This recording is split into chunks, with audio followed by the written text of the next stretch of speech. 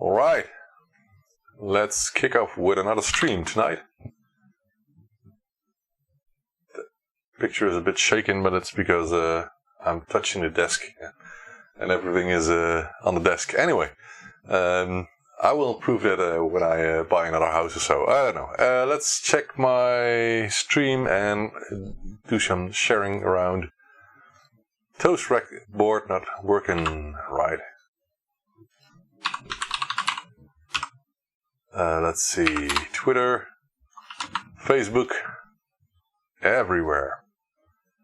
Let's post a tweet, and no preview yet.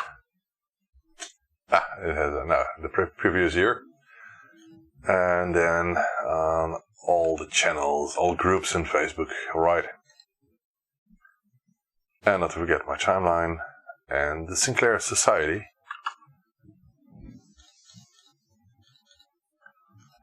We got ourselves a non-working Toastrack board to fix.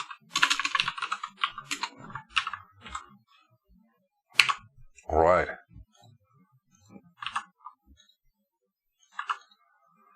I wish I had someone that could do this for me, but you just have to wait for a second, guys. I will be there in a minute. Spectrum forever. Spectrum for everyone. I'm so frustrated by all the groups anyway. Yeah.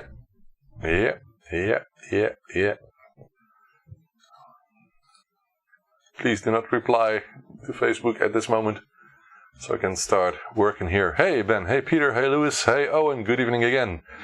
I think 3 of you were here yesterday, and Lewis I'm not sure, but I think you were, weren't you? Alright, good evening guys.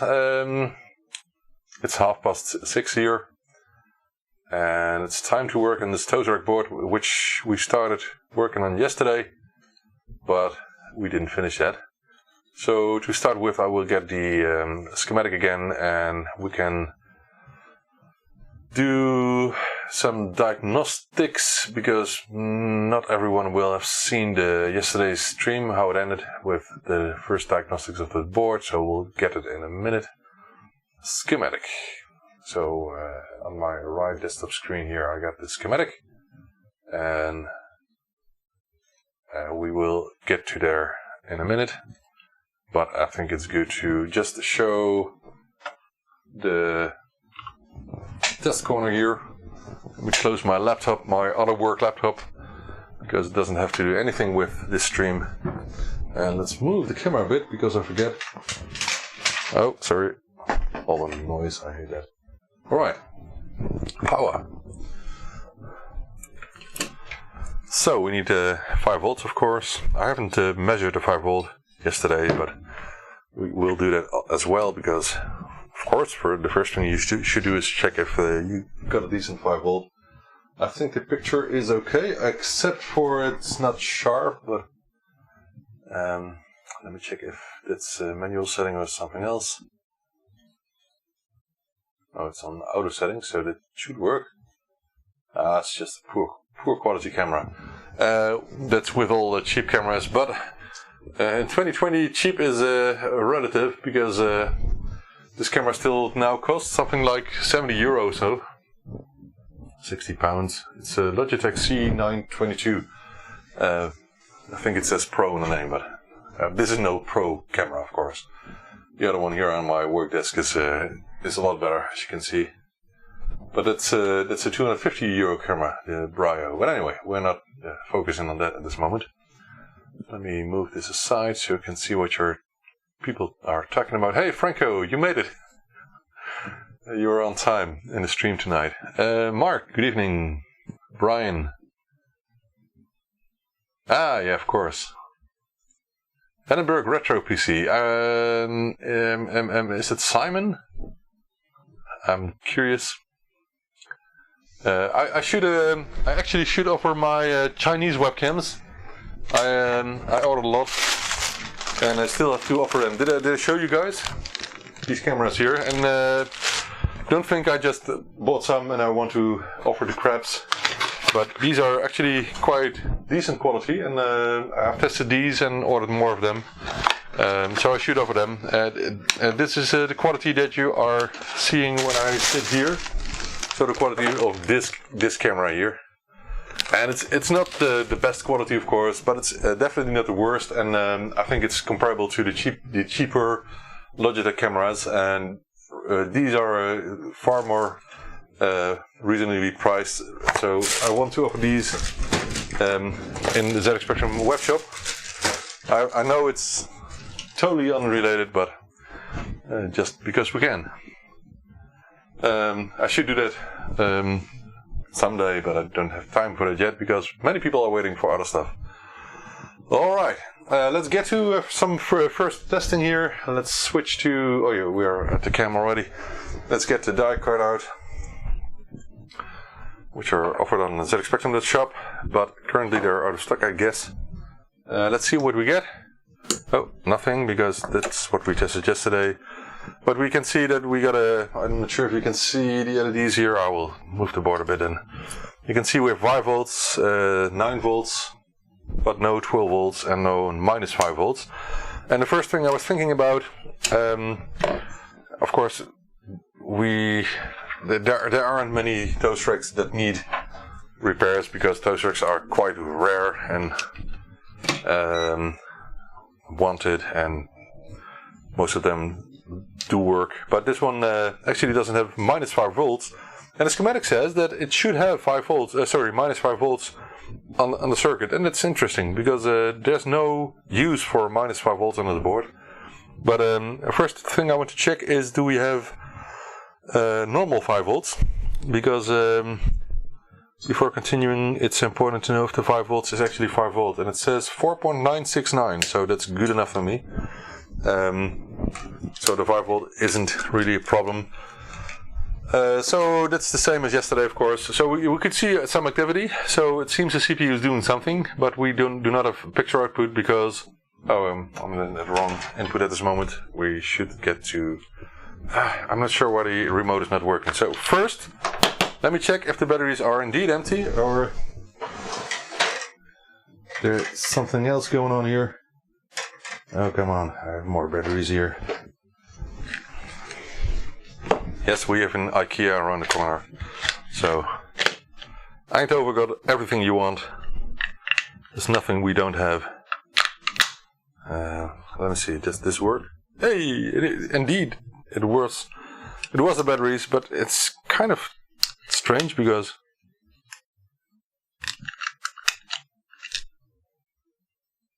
okay, I thought I heard some noises, but anyway, because the batteries, or the LED was showing some activity when you point the camera to it. Anyway, it works. Next thing to do is check it again, but we got no output. And the reason for that we cannot, of course this is wrong connection, I should use this one. The reason we're not seeing anything on screen is that the 12 volts is at least needed for video output, composite video or RGB. Because for composite video it powers the TA2000 chip here, which is a color chip and creates the composite video output. If you don't have 12 volts, that will not give any output. And if you are using RGB, and I was using the RGB cable yesterday, I'm not sure where left arrow here is. If you're using RGB, then you need 12 volts for the cable to be able to select the RGB input instead of composite video. Those are two signal levels on one pin of the RGB connector. So we do need 12 volts. So we just have to start with making sure we got a 12 volts. But before we do anything with the power circuit on this board, we need to make sure there aren't any shorts. So that's the first thing we will check now. Shorts on 12 volt line and some other things. And if I'm not mistaken, 12 volts on pin 6 of the TA2000, but it's been a while since I last checked. So let's see, let's get to the analog schematic here. And just a second, I will move this aside again. Why is my email open? Get lost. Yeah, right, use the schematic. So this is the analog part I will show you now.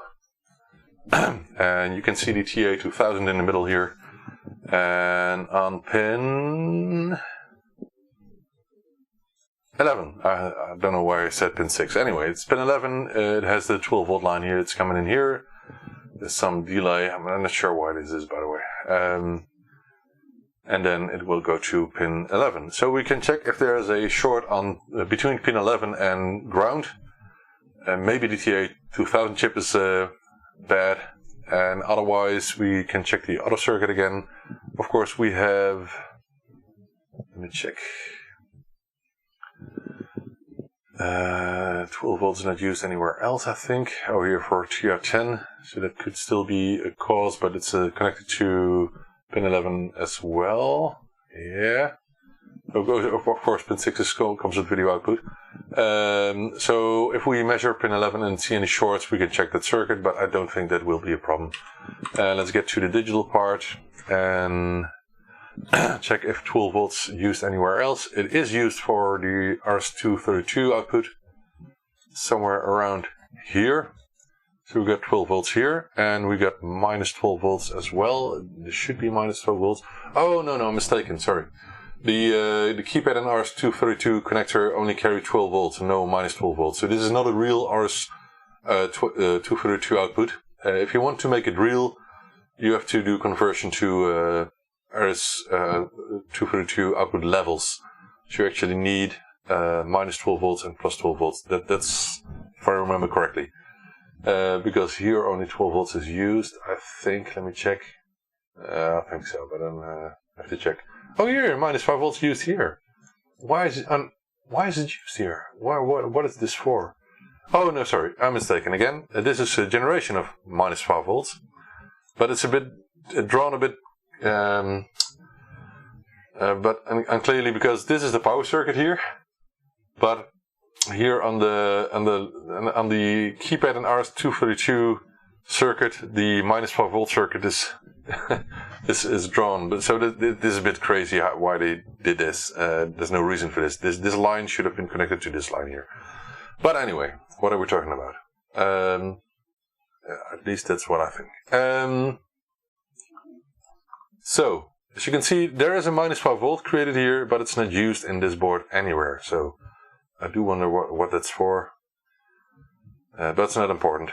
It's not what we're looking for. We only want to know that where 12 volts is used now. So the direct connection here is going to the keypad and RS-232 chips. At least it should go to both, as far as I know. Let me check. The 12 volts is going through 180 ohms to pin 6 of the keypad and pin 6 of the RS-232, and it's going to pin 14 of this 1488 Motorola chip. So that's good enough. So if we see any shorts, we can check which part is causing that.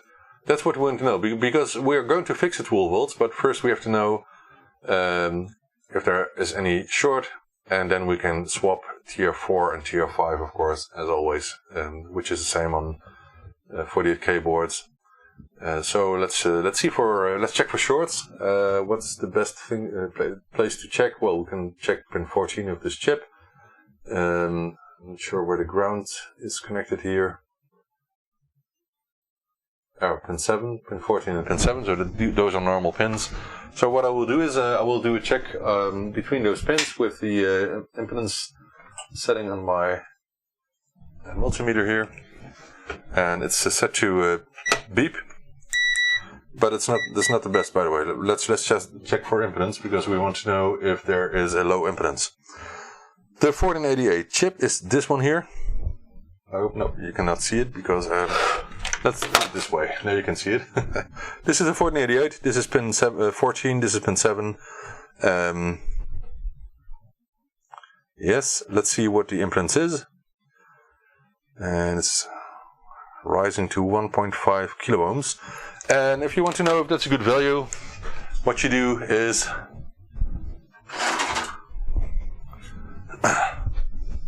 you just pick another Toastrack board. Anyone should have a spare Toastrack board. I think I will make some people mad now. And we get the same impedance, so that's no problem at all. Then the next was pin 11 on the TA2000. Let's see what that gives us. And I'm not sure which pin it was for ground on TA2000, so let's check that. Pin 9, so between pin 11 and pin 9, for example, pin 17 is ground as well. Let's check. This is a 18 pin chip, if I remember correctly. 3, 4, 5, 6, 7, 8, 9. Yep. 10, 11. No, we can do 11 and 9. That's the easiest, I think. 11 is 12 volts and 9 is ground. So we're going to do another impedance check here and see what the result is of those two pins. And here we get again a 1.5 kilo ohm measurement. So that's still what I do expect actually. But because there are a couple of parts between 12 volt going to pin 11 here and the other 12 volt we measured on the other chip, it could be different. So okay, this board got an unrated chip here, as you can see, which is a good thing to apply. And this board has some parts socketed, so this board I use this board to test ZAD CPUs or PCF 1306, and I use this board to test the unrated chip, for example. There should be a wire on the back here to complete the unrated circuit. Anyway, we're not working on it, you know. So there's no problem with the 12 volt line, as far as we can see. I don't see any reason for that. Sorry for the coughing. I just need some more water. Yeah, it's no corona, don't worry. Okay, what we also could do is make sure there are no problems with the other parts in the power circuit. So for example, the minus 5 volt generation, if there is a defect, which would be very odd because it's not used anywhere, but it could still make the power circuit go down completely, so there could be a reason. And let me check the chat for a second. Yeah, thank you, Joe. I like this a lot. Why is my camera moving that much? Maybe I should use glue or something, I don't know. Okay. So I could test, for example, this Xena diode. Let me show you. Let me zoom in. This Xena diode here, it should be about 5 volts. We can measure, why not measure 5 volts over that Xena diode, but that's a bit hard because I don't have power here. Is this long enough? I think so. Let's just a second, I need to get this cable so we can do an onboard measurement for the minus 5 volt. We know already that doesn't work. Dang it. Sorry. What can I do? What would be the best? Well, let's measure it anyway, because the diode setting here, because we can at least see if there's a short or something. Right. Okay, we're checking diode setting, this one here. These multimeters are awesome. They only cost something like €20 and they have everything you need. From China, of course. Is it D19? Let me check. Yeah, it's D19. Let's see what it says. 0.7, which is normal. On the other side, it doesn't show anything because it cannot measure it. There's no short on there, so I don't think the minus 5 volt circuit could be a cause. I think we just need to replace those two transistors and see what happens. And maybe in the meantime I could glue the coil back here, because that's quite important. This won't get hot, so I think I will use my hot glue here.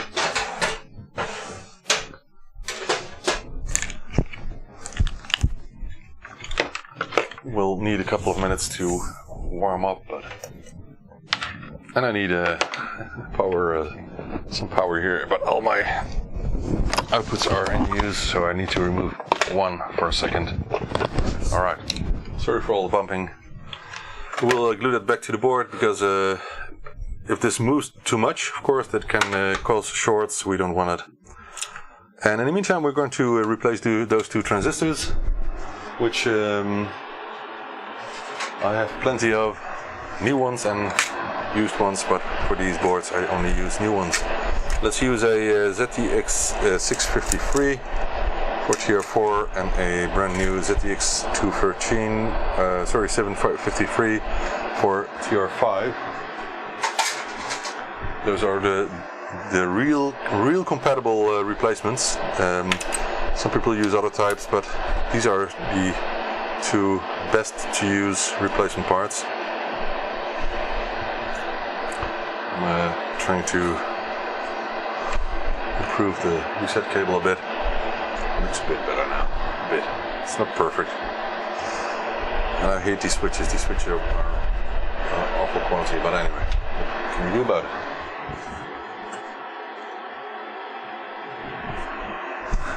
Thank you, Tron. Alright.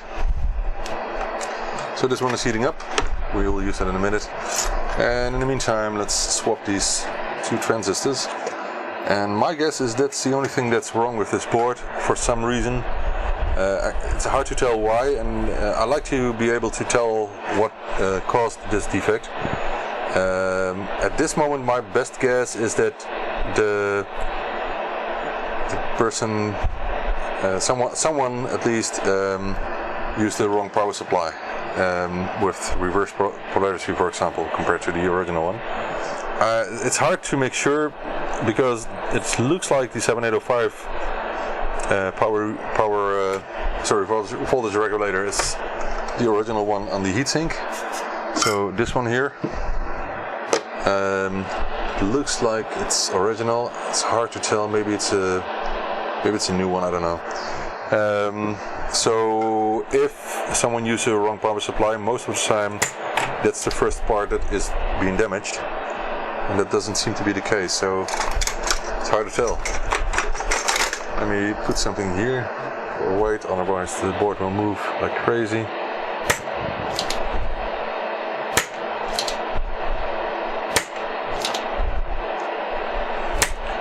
So again, I like to know what could have caused these parts to die, because if I don't know, then it's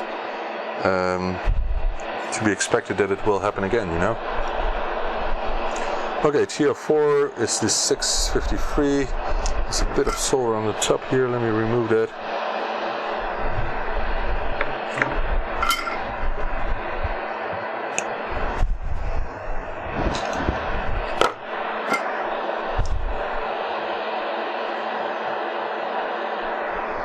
And of course, this board could use some new capacitors. I've seen capacitors shorting power lines, so that could be a cause, but because the Toastrack is not as old as a ZX Spectrum 16 or 48K board, it's not the first thing I would think of. So let's just see what happens if we do this. And because I could see something on the picture on screen with the RGB cable, I have the feeling that there's more damage on this board.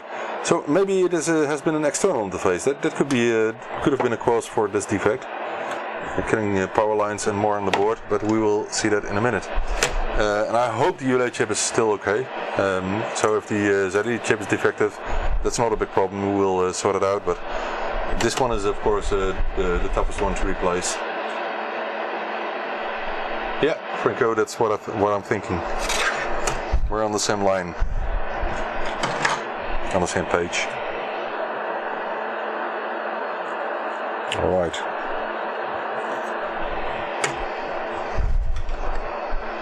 counterbalance, counterweight.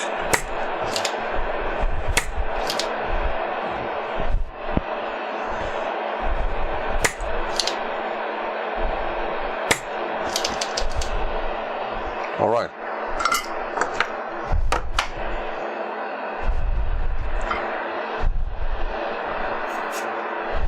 I actually do not get many boards that I work on that have defects caused by using some kind of peripheral or removing it when power is on or something.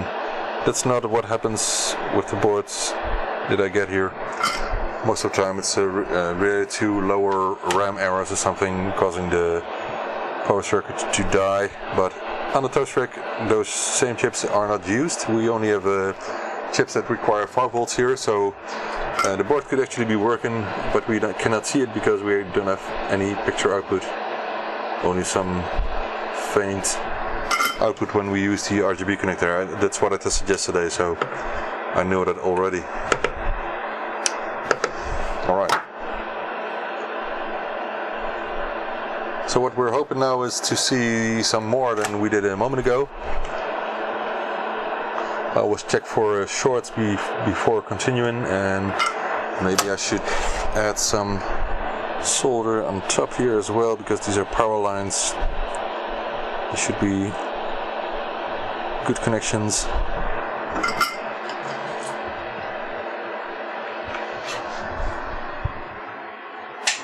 What's wrong with the overhead camera? I'm too low, I'm working here. I should work here. That's the main issue. So I'm working on the edge of my table, and that's what I'm used to, but maybe I could just slide it a bit towards here. I don't know. I think it's better. Okay, now if I put my hands here, you can see what I'm doing. Let's just try it this way, okay? Alright. Let's see what the board does now. Oh, I'm forgetting the hot glue here, which is sticking to the table, of course, as always. Happens a lot. We just need a small amount of it, just to make sure this is sticking to the board again, and that's all. I retract this one. Oh, there's more here. Jim, there's more. Alright. Now it may cool down. Let's get it powered off.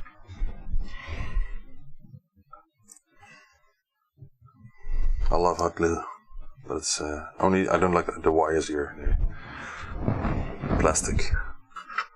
But okay, it's stuck to the board again, and I think it's better than it was. And I just glued the cable to the board, but not to the table. But that's no problem because it's just hot glue. So if we get it at the table, you get this garbage. No problem, Jim. All right. So that's solidifying, and it's almost done. So we can put it to the testing table and see what happens. Oh, did I bump the camera that much? Right. Okay, well, I will use a composite video because that will give me immediate output instead of RGB. Let's plug this one in and power. And let's see what happens. It's on AV, and we get a picture, and exactly what I saw yesterday on the faint picture. So there is some problem here, and it's really hard to tell what this is. It's really hard to tell. It could be the ULA chip, which would be a real pity, of course, because it is doing something. You can see that, clearly see that. And let me move the camera a bit so maybe it's more clear even. But it's really hard to tell because all the data lines are doing something. All the read and write and memory request signals are blinking, so that's not an issue.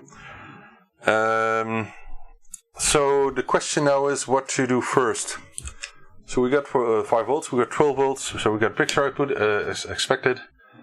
This could be a ULA problem. I hope it's not, but it could be. And of course what you can do is, it's getting hot.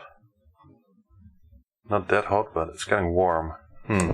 So I really doubt if this ULA chip is working properly. We could do several things, because we can see there's some activity, so I do not expect the Z80 to be dead or something. but it still could be. So this one is 40 pins, the ULA chip is 48 pins. So what is the best thing to do first? It could also be this memory controller chip, if you can call it a memory controller chip, because it's between the ULA chip and the memory for the upper memory. But for lower memory, I think the ULA chip is connected directly. Let me check. No, it's not working, I can see it's not working because the die card is not booting at all. So there's really something wrong with that board, and we have to check what it is. But let me get the schematic again, just a second. So let me check. As far as I know, the low RAM is connected directly to the ULA chip, yes, as you can see here.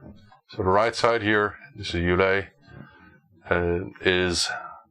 drives the lower RAM, which are actually several banks of RAM, not only the lower video RAM, because the Toastrack has 2 video memory areas, and there's more in this RAM here. It's 48K, no, 64K. This is 64K of RAM, so there's more in there. But the other chips are between ULA and the PCF version 06, which is also called ZX8401, which are these upper RAM chips, if you can call it them. So it could also be this hull chip or PAL chip, whatever you want to use in that case. So that could be a cause. ROM could maybe be a cause, but it's not really likely. And the problem is that the ULA chip is a 48-pin chip, and if we want to get it out and put it back in, I would like to use a socket, but on the other hand, I would not like that because I'm not sure if I add a heatsink, it's too high when I add a socket. So we have some things to check, to decide, and I'm doubting which chip I will do first. Should I do the Z80? It could be the Z80, but it's not likely. Should I do the ROM? No, it's not likely the ROM. If it would be the ROM, the die card would do something, and it's not booting up at all. It's not likely that it's the ROM. It could be, but it's not likely. Z80 is likely. ULA chip is likely. ZX8401 is likely, and the PAL chip is likely. But I think what I often do is try the Z80 first. So I think it's good to do that now as well. Get to the work desk and get that Z80 out.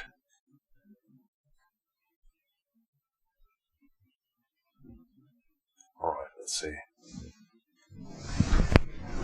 Let's get for the Z80 out and see if that makes a difference. And of course we can, what you do if you want to know if a part is a cause of problems, you test that part in another board. That's the easiest. Let's power on that one as well.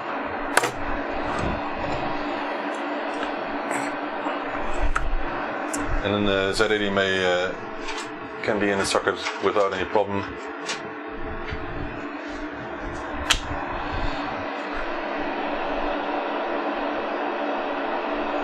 I could do some more measurements, but this is the way I often debug. And it's yeah, if you can dig into signals and so, but the question is what takes more time. That's my goal. So this is a 10-minute job to replace a chip, maybe 5, depending on the board. So I add some fresh leaded solder.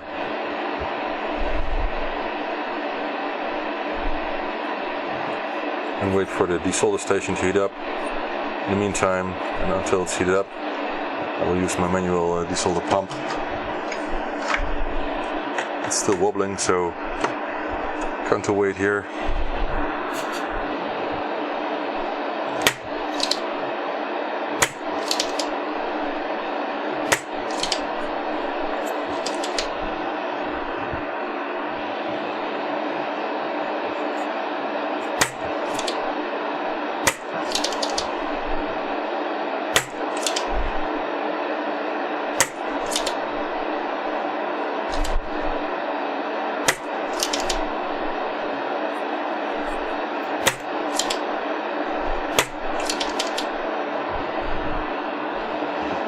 takes a bit of time. I will buy a better desolder station in the future.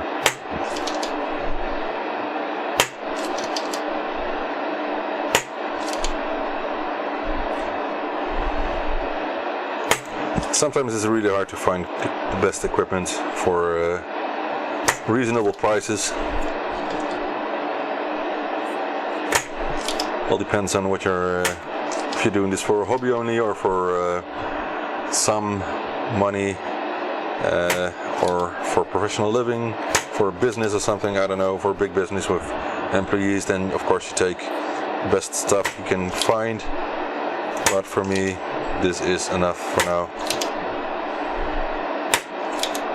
I think the desolder station is heated up as well, so I will get over to that one.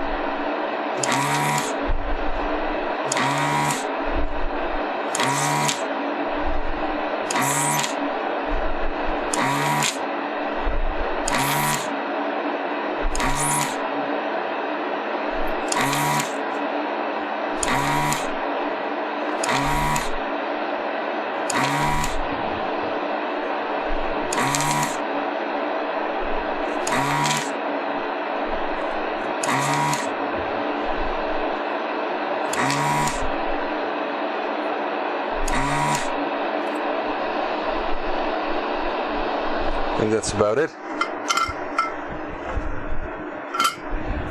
Oh.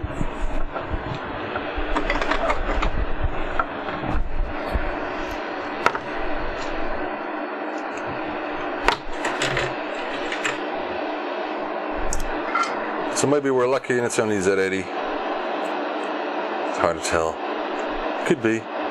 But I really suspect the ULA chip because the picture is mostly white, and I'm not sure what that could be.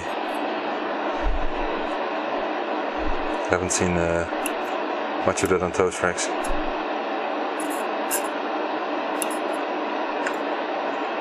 So I'm using some wick for loosening the pins from the pads. It's just enough for that. But of course the solder station or the solder pump will remove most of the solder first. If you're not careful, it's really easy to remove the pads from the board and damage wires as well, and it's just such a pain if that happens.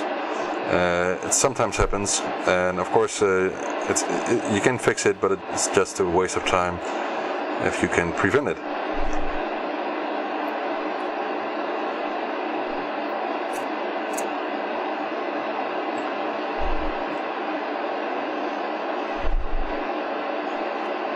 The wick is getting hot. And these pins for some reason are still stuck on top, I guess. Let me check. A couple of pins here.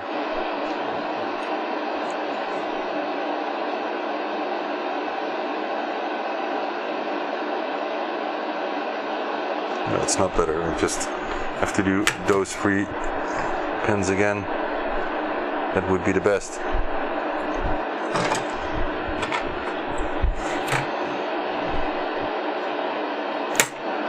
That's 1. It's a lot better. It's 2. And it's 3. All right.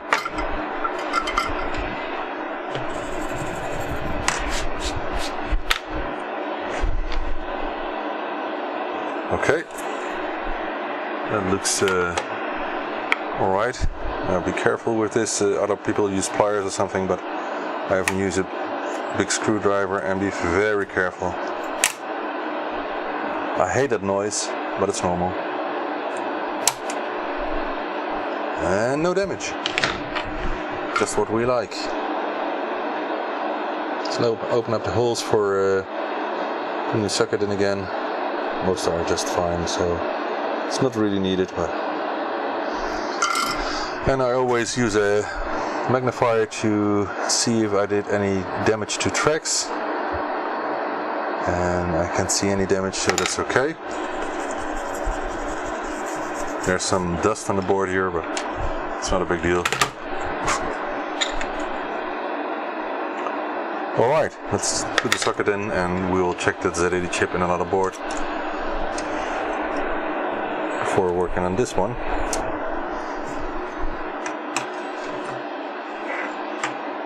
Hey Jan, good evening.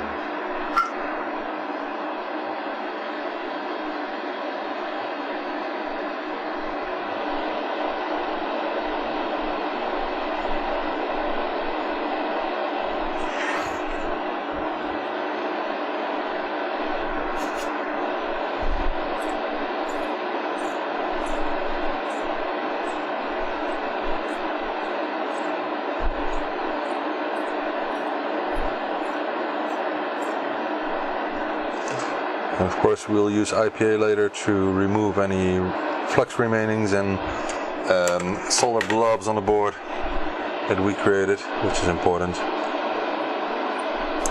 But you can test the board with them after some visual inspection. But to make sure nothing odd happens, for example during shipping, it's good to clean it with IPA. Alright, that looks good, but as I said, I want to test this one on another board, which is a bit hard because the pins aren't completely clean, so I will try to make them at least flat. I'm not sure if I have a board with a zip socket for Z80, but we'll check that. Because a Z80 is a Z80, doesn't matter on which board you test it. On Spectrum boards, of course. Alright, let's see, it's hot enough still. Yep, it's hot enough. Alright, okay, let's check if I have a board for that. No zip sockets, so I think I will just use a 48K board here.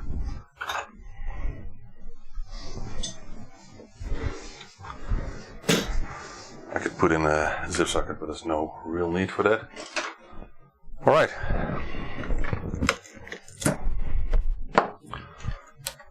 Power and video, and let's get over to, of course, sorry, you're gonna see what I'm doing here. Alright. Hey, look at that. That's great. This is great news. So at least this seems to be doing almost the same, if you can see it, which is a good thing. Wow. So that gives me some hope. Let's put back the working Z80. Okay, so we actually had a bad Z80 chip. Yay! Let's throw that away. That's gone. That's a good thing, guys. Or maybe it was only a Z80 chip.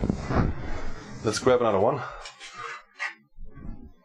Of course, you need an NMOS for original ZX Spectrum. If you were building a Harlequin, it's no problem at all. I will use a NEC NMOS chip. This one here is an original one. I have new ones as well, although they could be remarked, blacktopped and remarked. So at least I know this is an original one. Let's put in the power and 5 volt, etc., etc., and see what happens. Ah, look at that! We got a working Toastrack again, guys. It was only the Z80. Oh, whoa. Is it? What is happening here? I'm not sure. That could be calibration, of course, but could still be the ULA chip. Oh, what's going on here? I've seen this before. I think it's the... I have to check. It's something with the crystals, calibration and things. Let me check. Let me get that part. Yeah, I think it's just color calibration, so I'm not sure why this is happening, but I think someone touches something, I don't know. She lives, yeah, indeed. Alright. So let's see if we can solve that. Oh, the color behavior. So it's okay now. I'm still not sure if the ULA chip is fine, so we have to check that. Let's see what happens if we touch it. When we touch this, you can see it changes, you know? So it's for sure the trimmer here. Yeah, it's resetting, of course, because it's the clock signal we are touching. Let's change it a bit. Okay, that doesn't boot up at all. Is it fine? I think so. If I'm touching it, it will do this. Can you see it? So it has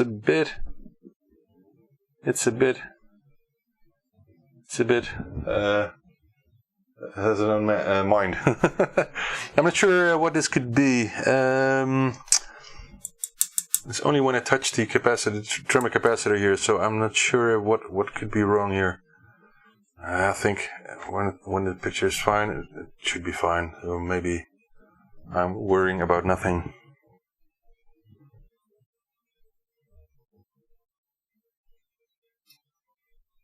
I think this is the best setting. Alright, let's get a keyboard. Let's get sound. At this moment it's mono, but it's no problem at all. We fixed it, guys. At this moment I cannot put this board on the this keyboard on the motherboard because of course the downside has all the pins sticking out, but at least we can test it this way, and we'll do some diagnostic tests in a second. Let's check if the reset works. Yeah, that works. I've got no audio. Why not? Oh, I need to replace these two connectors because those are very damaged. I could see that already because the pins are lifted quite a lot. So I have to fix it. I have new ones for that.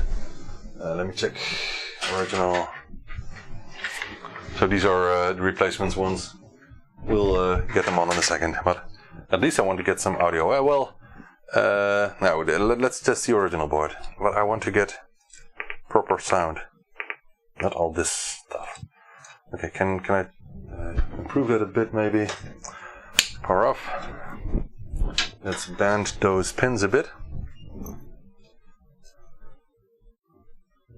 Someone has tried this, I think. It looks as someone tried to bend these, but I'm not sure. We'll get in the other ones, but I want some audio when I test the diagnostic cartridge. It's better now. I think this will solve it for now. Let's see. Nope. Oh, this is bad. Let's use the ear-socket then. At least it is okay, or better. Alright, let's see. And when you can see the diagnostic cartridge is now working as it should. That's okay. I'm happy.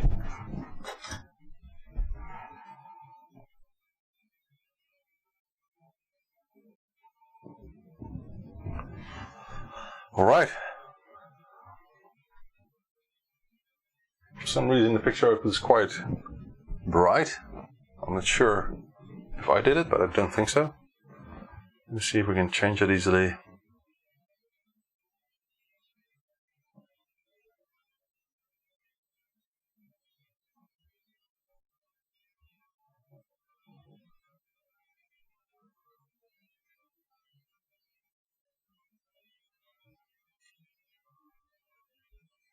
Well, I think it's good enough. At least you can see what's happening here. So, right. Seems everything is working as it should now. Of course, we haven't tested the DivMC interface yet to make sure that. Oh, this is a new CPU, by the way. I've tested this one already, so this should just work fine. All the RAM is okay. The ULA chip definitely has a hotspot, so we need to put a heatsink on there, but I will leave it in the board. It's not too hot, but I can feel there's some point here that's hotter than other stuff. Right. Let's make some sound.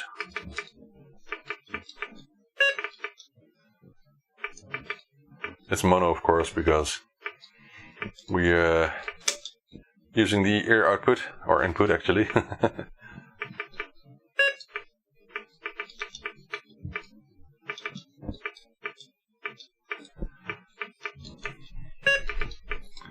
This is how I test RGB cables when I make them for Harlequin kits, and those are stereo, so hence I use this basic program to know if all the channels, all the output is working left and right, and you know. Oh, I really love this keyboard, even though the keycaps are not on there. Oh, that's the trouble with the ear output. With ear output, the AY channels are so much lower than the beeper, and even with mic output, it's still ridiculous. So what it should be is something like, where is my ZX AY? Oh, I put them back yesterday.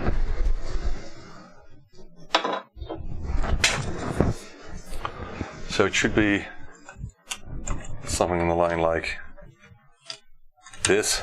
And of course, we have to type in the program again. Let's just do that first. Oh, for the basic doesn't work with AY sounds, of course. Just not a basic, that is.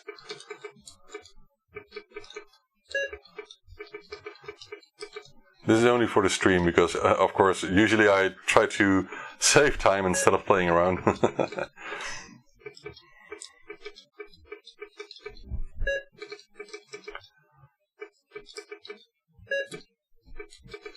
Oh, I'm actually typing blind, as you can see. I don't have any keycaps, so I have to guess whether. And you can hear all the volume levels are equal now. And it's stereo, but there's no way with this camera you can hear it. I can hear it when I sit in front of the TV, but alright, that works. Color work, everything works. I'm so happy, I'm so happy. Alright, let's test a diff MC here.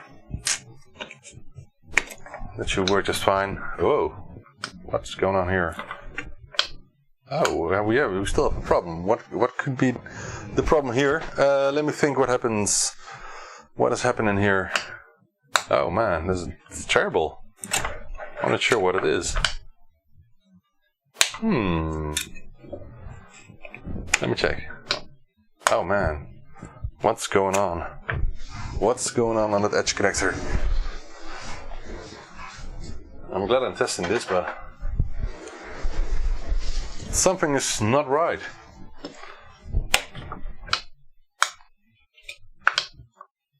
Alright. This is most probably a problem with the clock signal, hence the touching on the capacitor was causing some problems, and I think it's a transistor between a ULA chip and a Z80, Z80 of course here, because you can see the picture is being disturbed, and I think I've seen something like that before, so what I'm going to do is to see if we can replace that transistor and if it makes a difference. And of course, at the same time, we're going to replace those mic and ear connectors. Alright. I think we cleaned the edge connector already, so that can be the issue here. This is most certainly a problem with the clock signal. I will show you in the schematic. Let's see. Let's check where that is generated.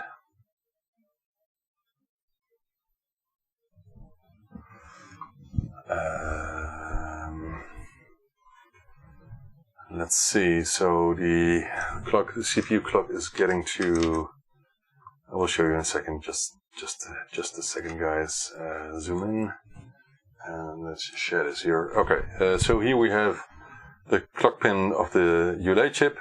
So this is an output, it's unbuffered, so you really need to buffer that signal. Here it's done by using the ZTX 313. And then the signal is, let me check, how did they do it here? I think this line here going to the clock pin of the Z80, as you can see here. So it's done by this transistor, and most probably that one is failing. It looks like it. I'm not entirely sure, but we can check it quite easily.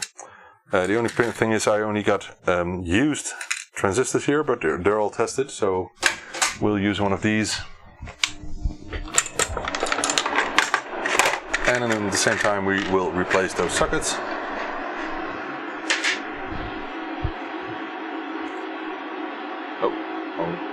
This one here, yeah. Alright. The only downside is that this board only has 3 pins, and so we need to cut one. And you really need a tough cutter for that, because the pins are quite thick of these. But the only problem is that they're not completely cut, and I don't think I can use the side cutter for that. Oh, we can. Okay, that's a good thing. Alright, the second one then.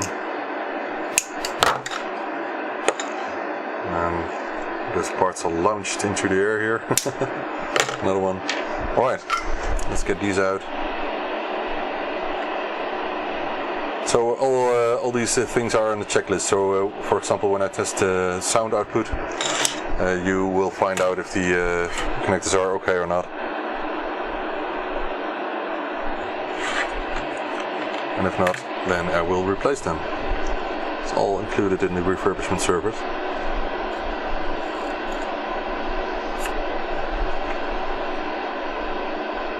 Although it's a fixed price, and that's because try to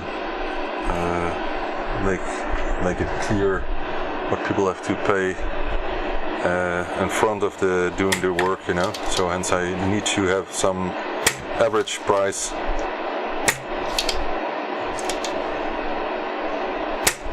And the refurbishment service includes all parts that are needed, except for original chips like the ULA chip or the ZX, the PCF 1306. So those two are, of course, quite rare and expensive. But you can get good replacement parts for that if you want to. I think I have to flip it.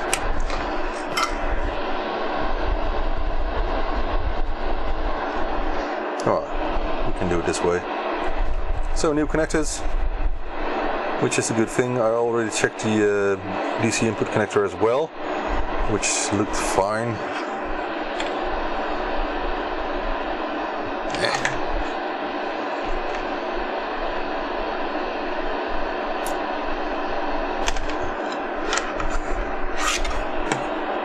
I should open the window again. Alright.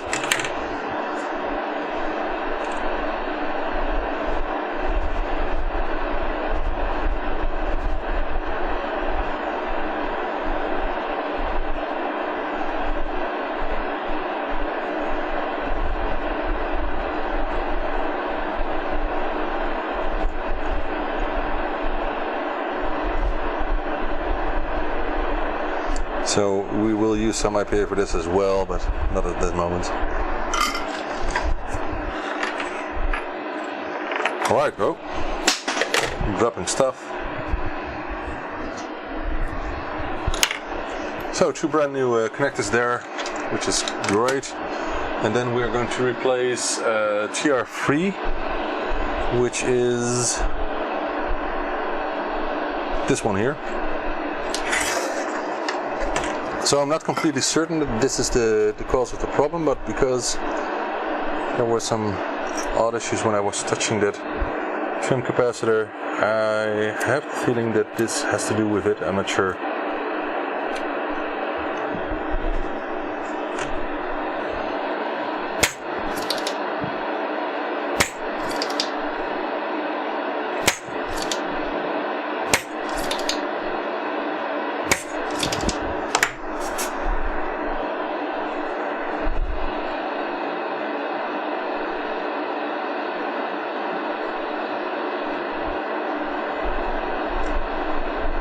Right.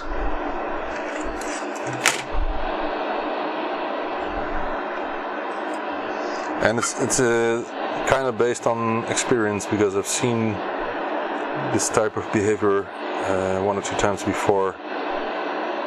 but I'm working on the intuition a bit. I could also check what the trim capacitor circuit does, so let's check that in the meantime. But let's do a final check for the DC connector. That's just fine. Alright, let's get back to the schematic and see what the trim capacitor circuit does, which was the other schematic here. So it's this circuit. Let me do a quick check if that's exactly what I'm. Yeah, it's X1. So this is the 17 megahertz crystal for.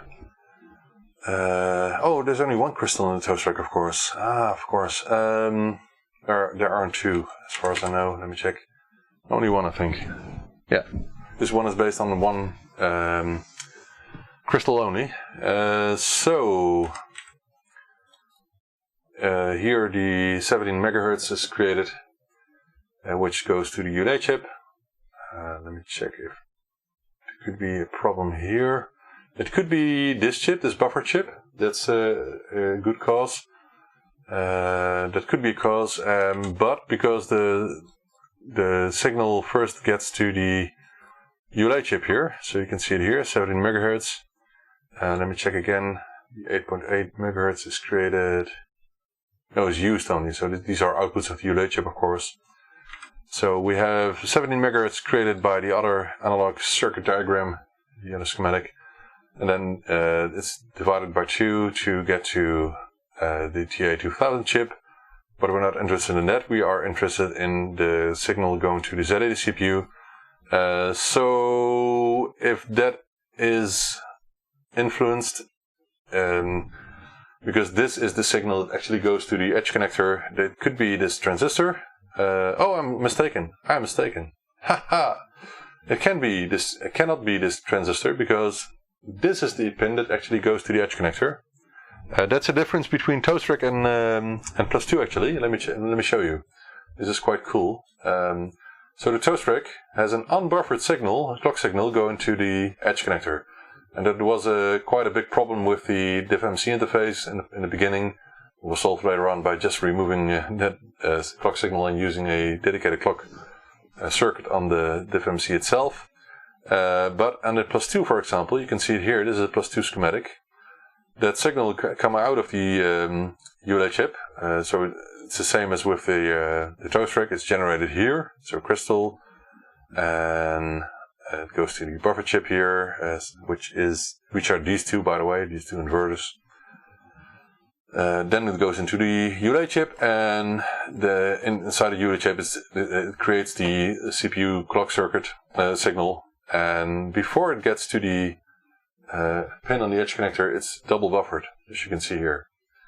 I think with the same chip, yeah, it's IC12, you can see IC12, and this is IC12 as well. So it's the same chip that does the clock signal generation, as well as buffering it before it goes to the edge connector. So this signal here on the plus 2 is far better than the one from the Toastrack, because for the Toastrack the signal on the edge connector is the signal leaving the ULA chip, so that's quite bad. Let's get back to the Toastrack here, because now we can conclude what the problem most probably is. So because this is coming out of the ULA chip directly and goes to the edge connector, we are influencing this clock signal here. And could still be a problem within the ULA chip, but my guess is, because it was when we touched that trim capacitor, we were actually influencing this circuit here. I guess this 74SO4 is not working correctly, so I want to swap that. We will do a test after replacing this transistor, but I guess this chip is not good. I've seen that before, not the first time, so that's my best guess for now. But let's first get to the test corner again and see if this made any difference. I don't think so, but I just want to know. So it shouldn't make any difference. I expect the same output behavior. So if I just plug in a diffMC without any card in it and enable it, we'll probably get the same garbage output. Oh, nah, come on. Oh no, it's still This is still not perfect. Now you can see it's definitely influencing something. We'll do test with the card this time. Yeah, you can see this is totally garbage. So let's swap that 74S04, which is a non-standard version of the chip, especially meant for buffering signals without causing any delays in it, and which is this chip here. Oh, you cannot see it because I'm in the wrong.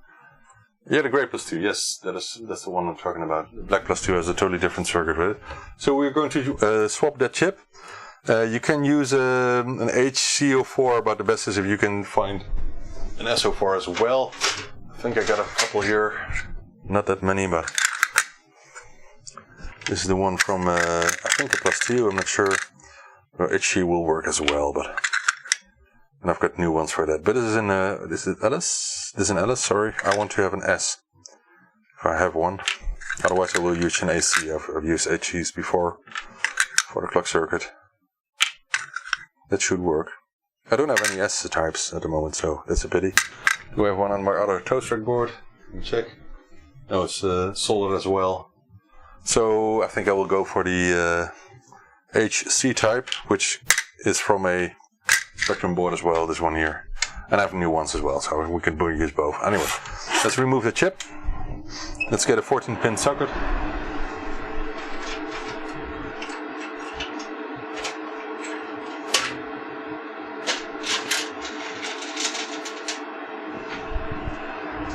Oh. And some water.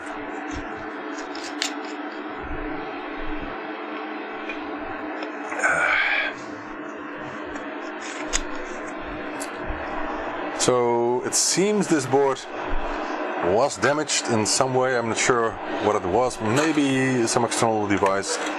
It's hard to tell, because if this is the cause, then it's not very clear what could have caused that. I'm not sure.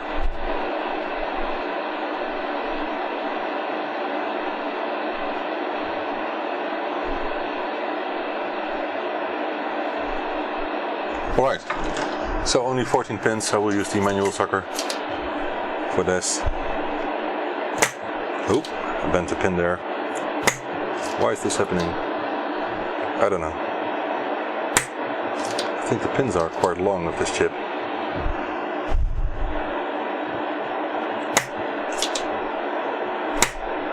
No, it's not working. We'll use the desolidation because the pins of the chip are a bit long.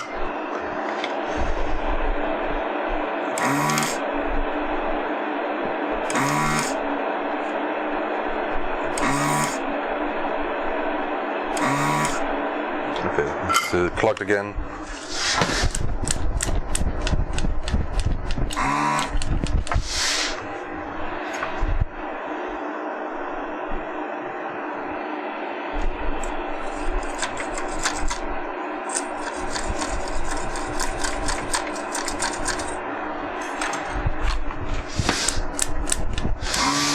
Yeah, that's better.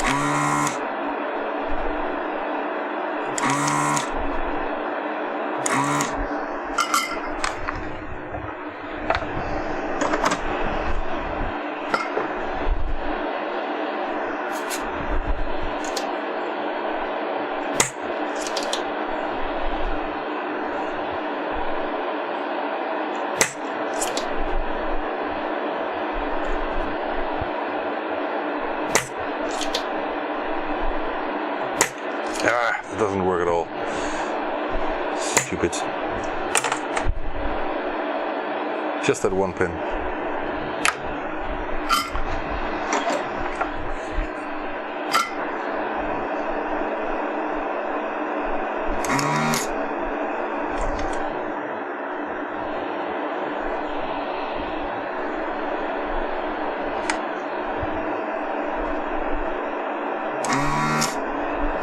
think I need to do that from the top. Yeah, it's a ground plane, so that's the reason we cannot get it empty easily.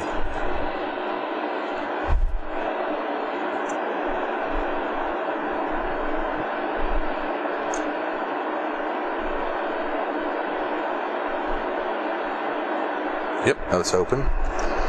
Okay, I think we are good to go. We need a small screwdriver for this.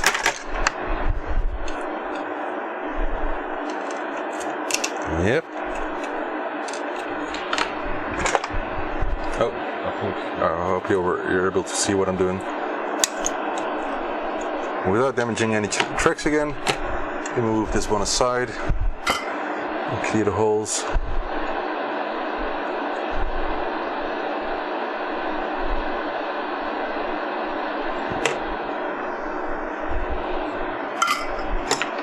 It's kind of a mess on this table at the moment.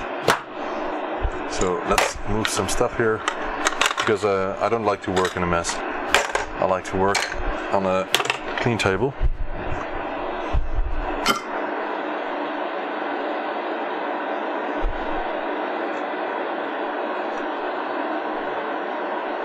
Alright, so let's put the socket in. That shouldn't affect the function of this chip that much. It could be in theory, but because it's a high frequency signal, you know. But I've done this before, and it wasn't a problem. Alright.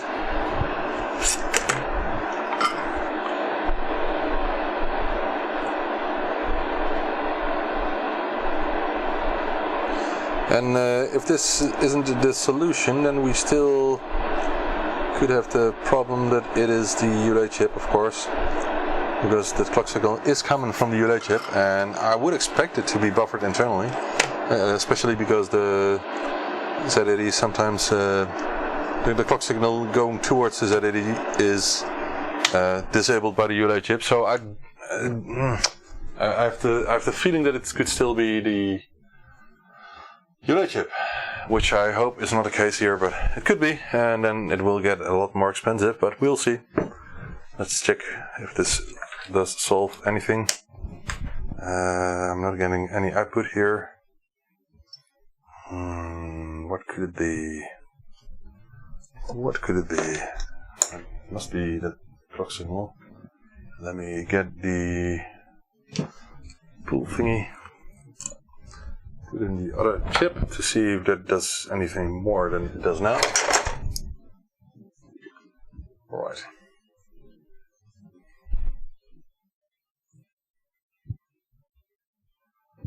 So until now we know that the board works.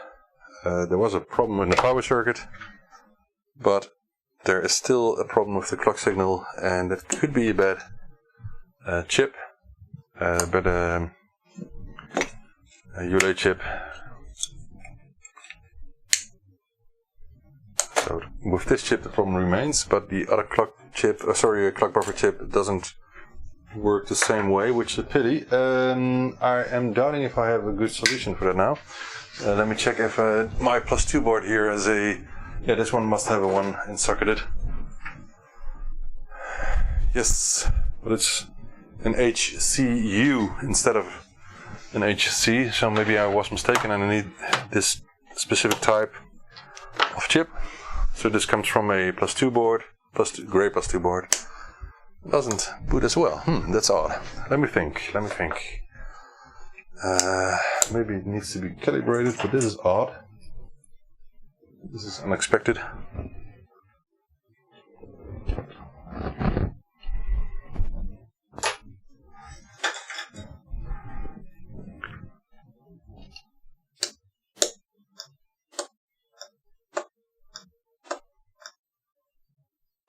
So for some reason I can't find a chip that will buffer the clock signal in the correct way. So what can we do about this? I have an idea. Let's test the original SO4 chip on a +2 board then. Let's see what happens. Yes. Alright. This +2 board has a 5V regulator soldered on the board, so we can use that. Mind polarity. Okay, this is the original chip that came from the board, so that works. Let's see what happens when we use that SO4 chip. It doesn't do anything. Okay, this is not what I expected. So, what could be the problem here? I don't know. I still have the feeling that this chip is bad. Let's see if any of the other chips will work.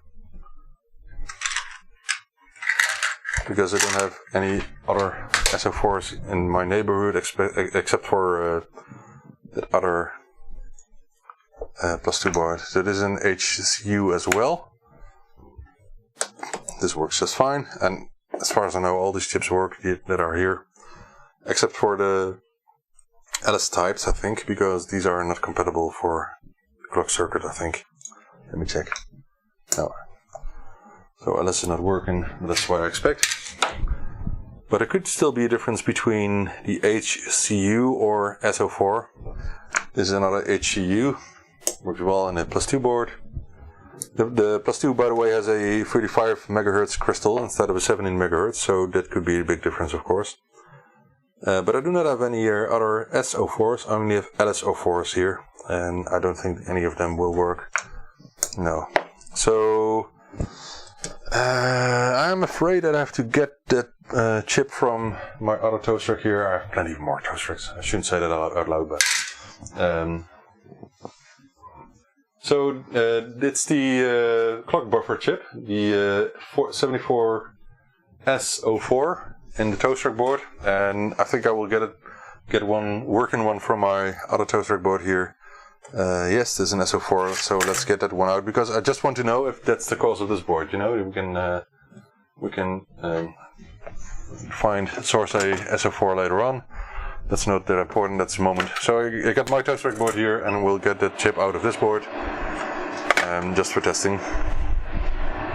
In the meantime, I will write some things down, what I actually did on this board. So we replaced tier 4 and 5, plus mic and ear. And we are now working on the clock circuit, so we have to see what that does in a moment. Alright, so we got a working SO4 chip in this board. It seems that these pins are all long as well, so I think I have to use the desolder station for that. They stick out just a bit more than other chips, so let's do it that way. It's not completely heated up, but we're going to use the combination. That works well enough.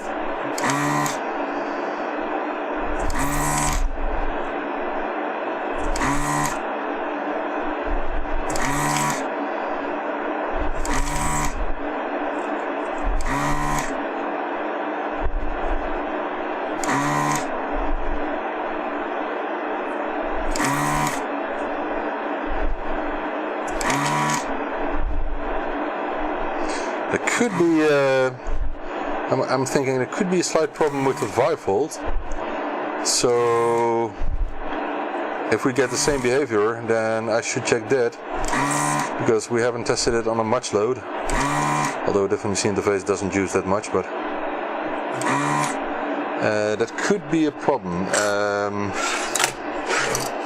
Also because the 4.9 volts we measured isn't exactly what I expect on 7805. Most of the time it's a bit higher than 5V, but we could check that as well.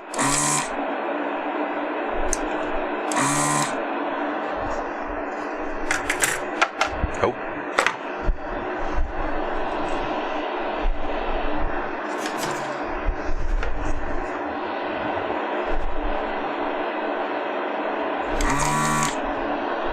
Alright.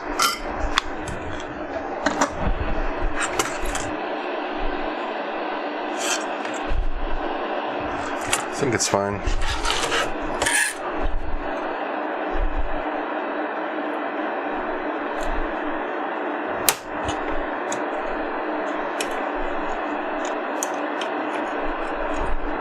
So nowadays I got those test boards of about every ZX Spectrum model, so I can do some debugging easily. Okay, so this is a working chip. Let's see what that does in the board we are working on. It could be the variable capacitor. Yes, Peter, you're right. That's also a potential cause, but it's not the part that I expect. I have seen bad parts of that as well. Oh, sorry, this is a +2 board. Let's put the HCU04 back in here.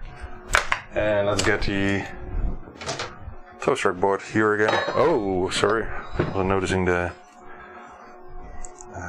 heatsink. Anyway, I really hate that the Amstrad decided to reverse twist all the chips upside down on the +2 board. So you need to be careful with that because the notch is at the other side. Alright, let's see what happens. No, it's the same problem, you can see. And I wonder if we can, if it improves it. It did boot up, by the way.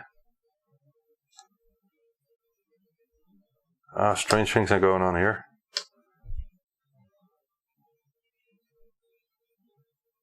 Okay, let's see what happens if we do this way.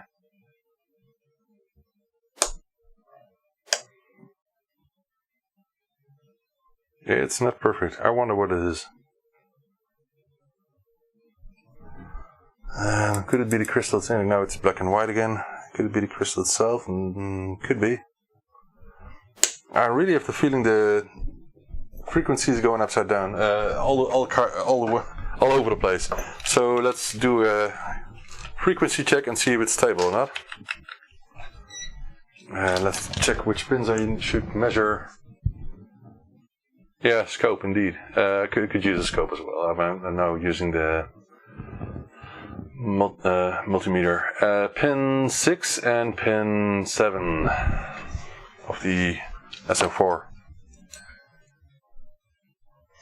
I'm going to use something else for ground, and I'm not sure if I can put this around pin 6. Let me check. Yeah. That's dangerous. This is not supposed to do it that way, so we need another pin, not on the chip. Alright. What else can we measure? ULA chip, of course, but I don't like to do that. Let's see.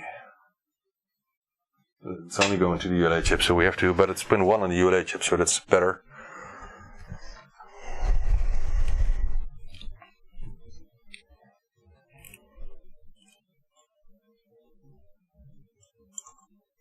If I can reach it, because these probes are the worst quality ever. Oh, come on. Eh.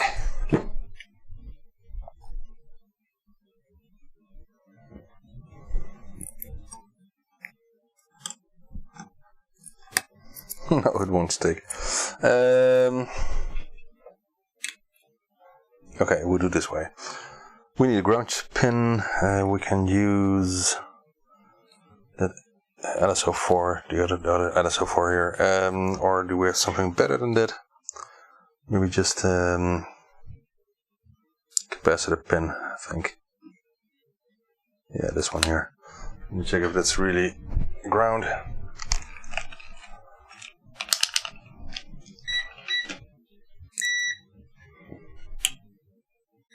Yep, it is.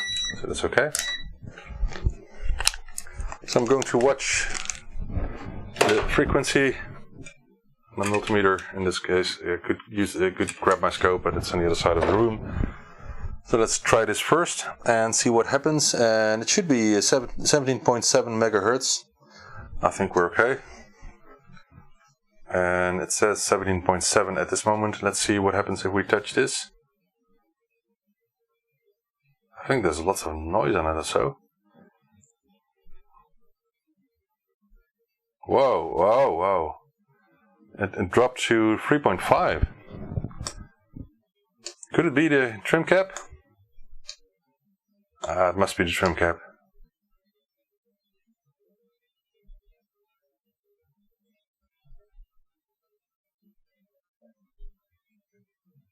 Could it be?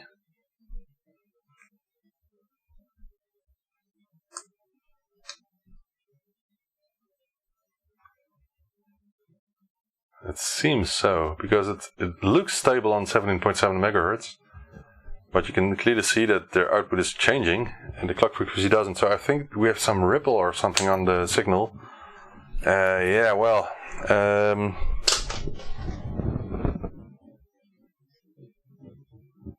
I think it's a good idea to replace that and work from that. Yeah, let's do a check on the 5-volt regulator as well. At this moment I will... It's the best thing to swap it with. We could use a 1 ampere Traco or something else, but I think the legs are too short for that. Oh, maybe it works. Let's do a test. How it works, okay. Oh my god. No, it's not the 5 volts. You can clearly see it's. Can you see it? Yeah, it's really disturbed.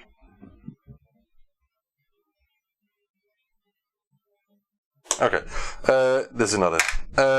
It's not 5 volts. It must be something in the clock circuit, and the problem is I'm not sure if I have these trim caps in stock. Let me check. I have some here, but I'm not sure if those are the same value. But I think so, because there aren't many types around. Let me check. It doesn't say any value, but the ones I have, I think, are identical to my other Toastrack board here, and I do have an original one here as well, so maybe I should use that.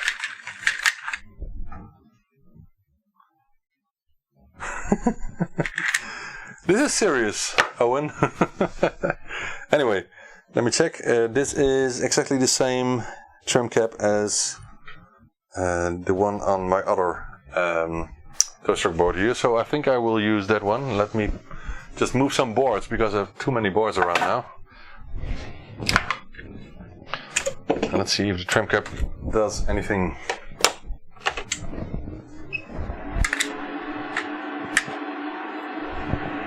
So, let's put in this one.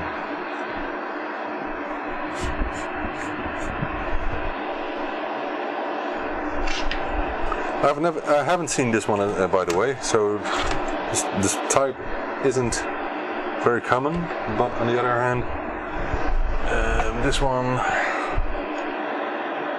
yeah, the one I'm using now needs to have some pins bent, otherwise I won't be able to get it in.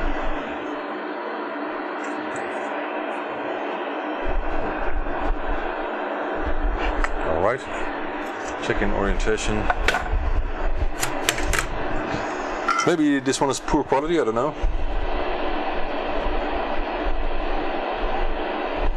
It's hard to tell.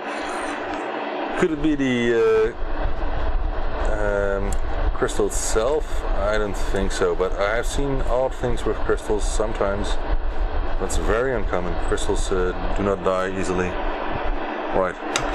I will use a magnifier to inspect this trim cap from nearby, but I can't see anything. I see some insulators and some copper plating, but I don't think this is a problem, but I'm not sure.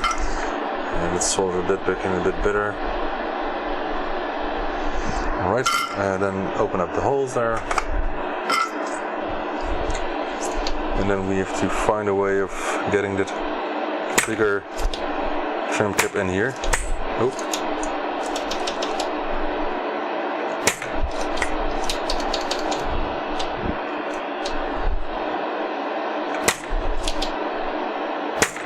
Alright.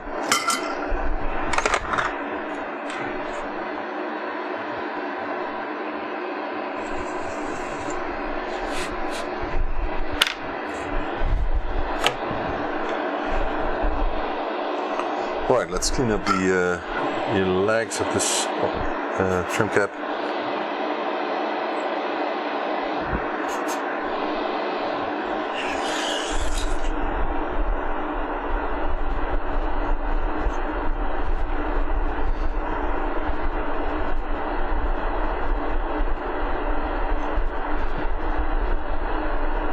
That's about it. And now let's make sure we can get it in. That's not too bad.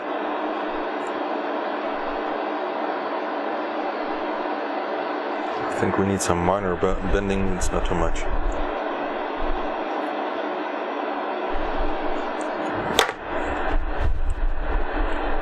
That's it.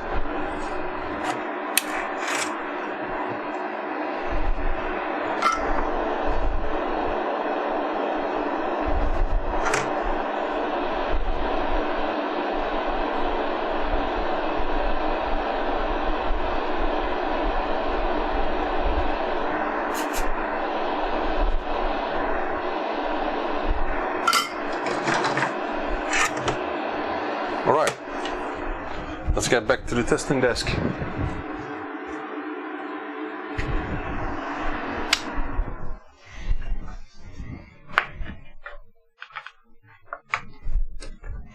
This is still stuck, which is good.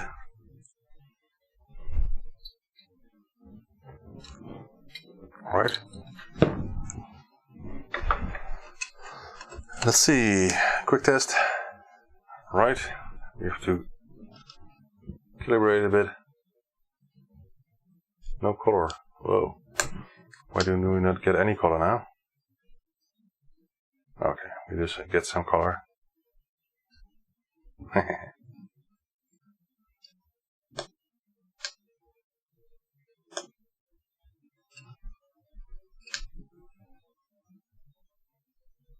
Still seems to be very sensitive, as you can see. Which I don't think is common. Let's compare it to my other board. What could that be? I don't think my other board is that sensitive when I touch the parts around the clock circuit. I want to know.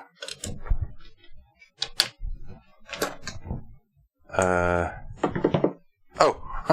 First we need to solder in a 774 SO4. Because I got the one out, of course. Just a second, guys. Sorry. Right.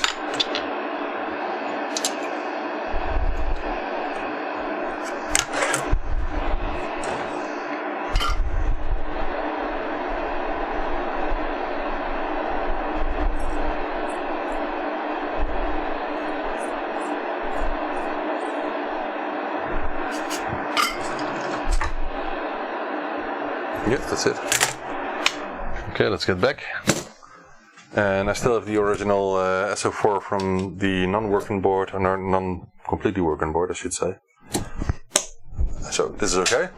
Let's see what happens. Oh, it's exactly the same. So if I touch this, you can see it is influenced. So I think that should be normal then.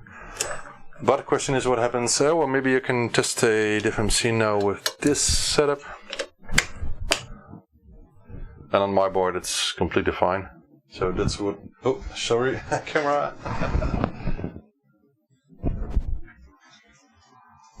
Yeah, I should use a plastic screwdriver. But what you can see here is that using my other board, it just works perfectly. So the question is, did changing the trim cap do anything? Let's see.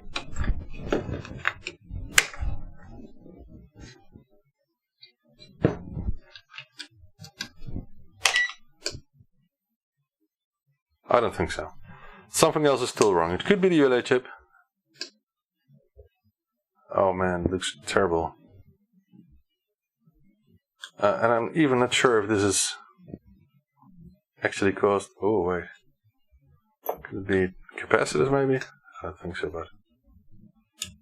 It boots up fine. It's just video output.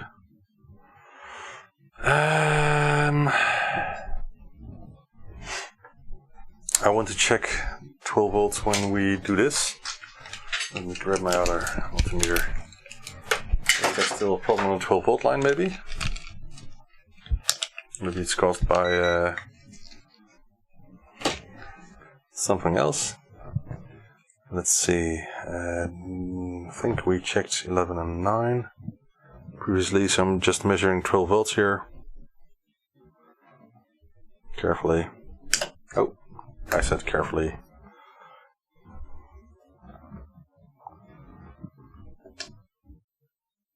Oh my god. That's not okay. Alright. Okay. Guys, can you figure out what's wrong here? I will show you just a second. Can you see the multimeter? Nope, you can't. Maybe this way. Now you can see it, can you? Alright. Can you figure out what's wrong here? This is terrible. But anyway, there are only a couple of parts being influenced by this. But anyway, let me do a quick check where the best ground point is here. Not that one. Okay, this one maybe. No. Oh, sorry, it's not in deeper mode. So that is ground, actually. Okay, can you figure out what's wrong here? Again.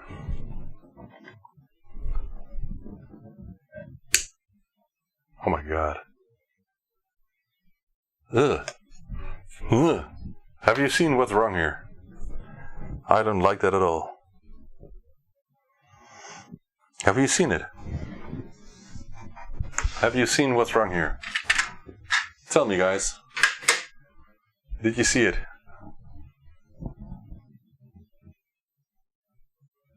I'm waiting for the correct answer. Yeah, exactly. That was 20 volts on the 12 volt line. So there's still a big problem in the 12 volt circuit. We did a swap TR4 and 5, but we didn't actually check the 12 volt after that. My bad. Let's pull this one and see if it's any better this way. No, there's no transistor the wrong way around. No. No, that's not a problem. I think it's either capacitors, because I can see some capacitor flakes here, or the coil, the other one, you know. That could be the case. Maybe one of the Zeners, but I have to check that.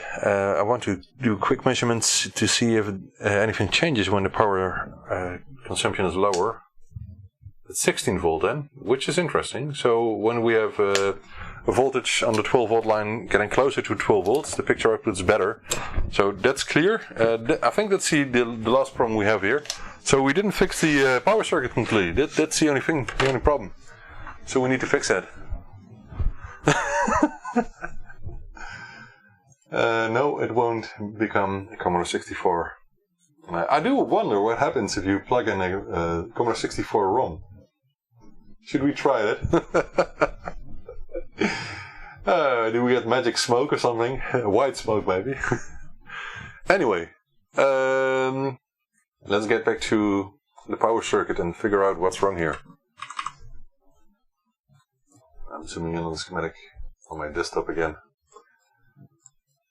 Okay, so we swapped TR4, we swapped TR5, but the next things, and I've seen this before a couple of times, so I should have known this, but anyway, 73, that's what is sticking in my head, 73, which is, was it 73? I think so.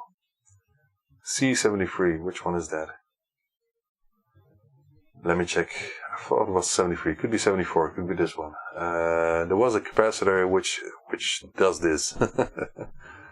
There's no 73. Is there? I don't think so. 44. This one could be the one because it's on the 12 volt line. This one is only in between 5 and TR5. It could cause this. Could have. This is feedback. This is for voltage feedback. So. This could have to do anything with that, because the capacitor, which is a bit flaky, is C34, and which is not that one. It could be the 47 microfarads here, but it's not very likely. Let me think. My main thing that I'm thinking about is, why is this happening when we put an interface on the back of the Spectrum? I have no idea. I have no clue.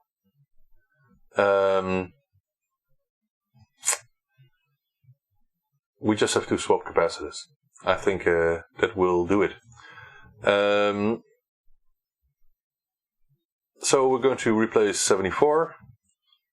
C80. 80, that was it. 80. I had problems with the C80 in the past.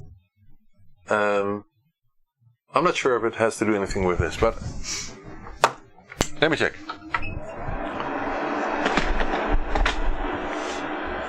I think capacitors will solve this problem.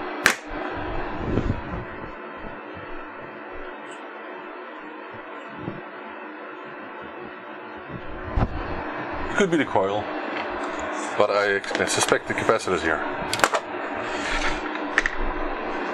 And on my box of capacitors I have all these maps, which is great. Very useful. So let's start with, let's see.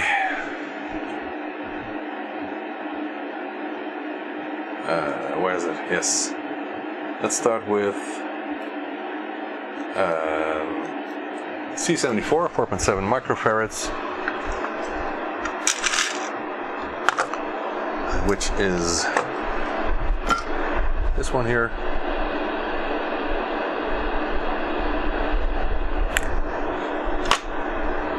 Oh, dropping.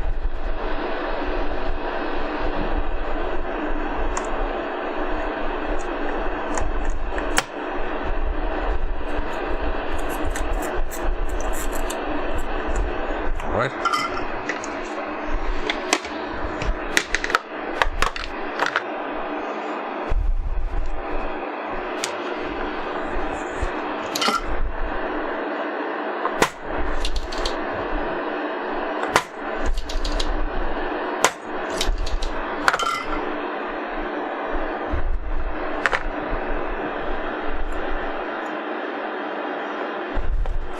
So I told you guys that capacitors aren't that often a problem on Toastracks, but I've seen similar behavior before, which was caused by those old capacitors, and these are about 30 years old, and every year the capacitors get 1 year older, you know, so could be the case. Alright, the other parts are C80, which is this one here.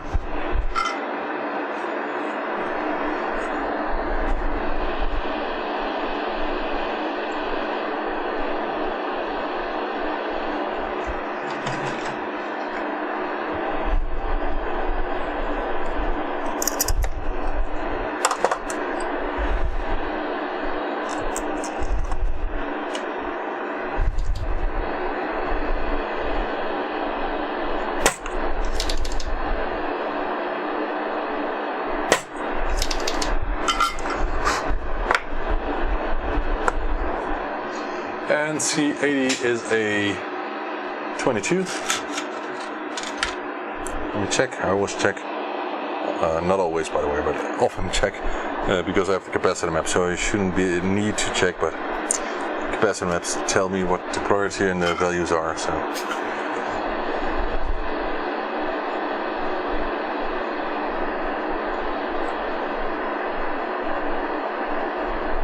All right. We'll cut the legs in a second. Oh, this is not. It's not okay. This is better. Okay. Then we got a C44. It's one of these, I think. Nope. This one here, the 100 microfarad. A 12-volt line.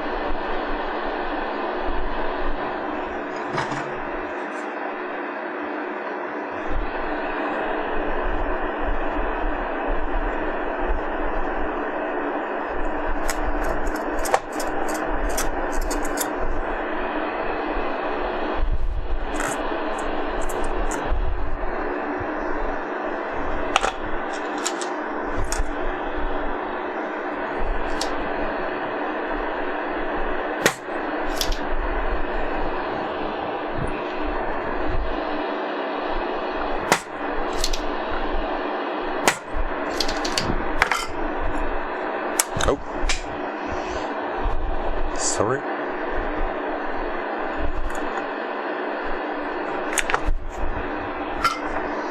And I think these are the most important three, but we'll do some more checking if there are other parts or other capacitors as well that need to be replaced for power.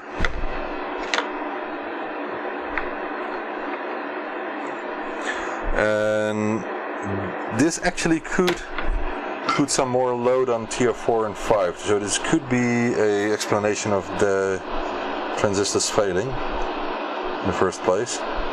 So maybe this is it. Alright. Oh. So, it's better. Which else could it be? So these three are in the main power circuit, but in the other parts are the 47 microfarads and two of those, by the way. So I think it's good to swap those as well. Right, two of these, and these are the 111 and 112, which are next to each other, so these two.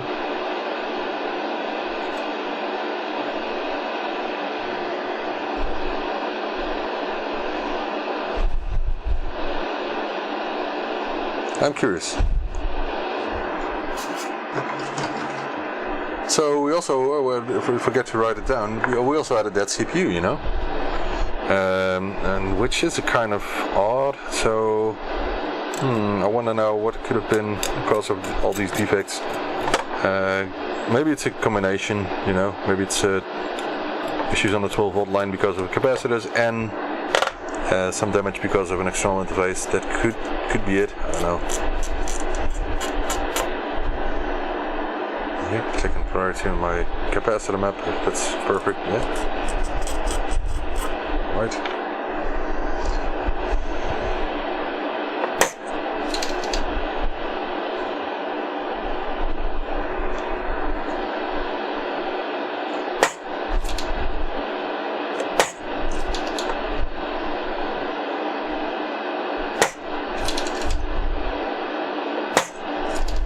Right.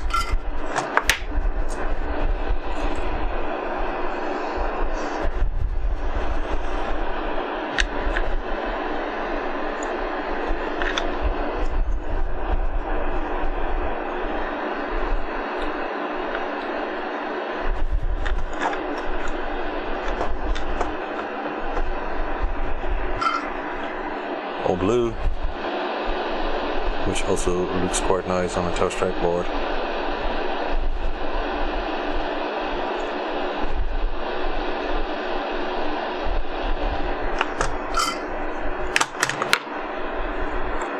So these are the most important ones for power.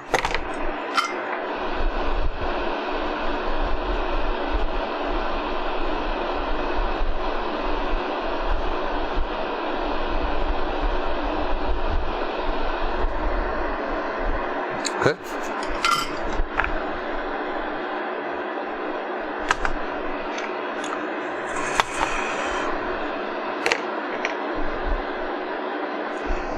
Nice. These two are 22s, C50 and C34. Where were they used? Let me check on the schematic. It's on a 5-volt rail, the C34. I don't think that will be an issue, but it could be. And the other one is C50. Those are both the input capacitors, so let's swap them as well. So 9-volt and 12-volt. That's a good thing to do. And then we have all the power capacitors.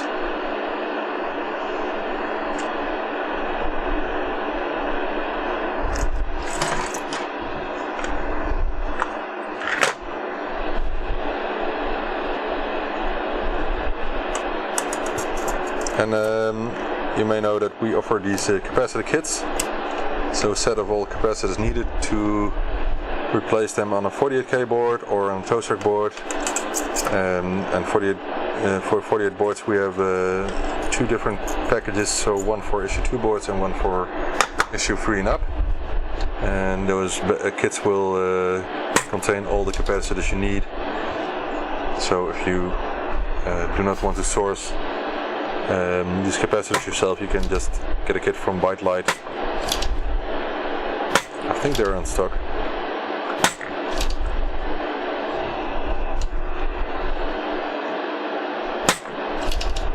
I'm not sure.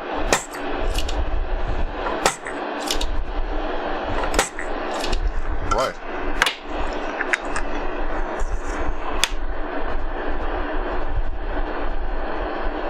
Okay, looks fine. Hey, Gio.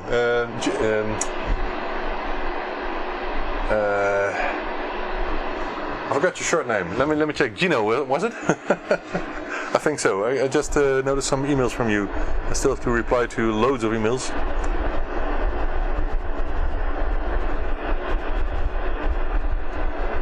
And Facebook messages and more. Oh, Gigi, that was it. Sorry. Is it Gigi or Gigi? Try to pronounce that on text. I can't remember. Gigi was it, sorry. I got so many people on email and Facebook, it's hard to remember.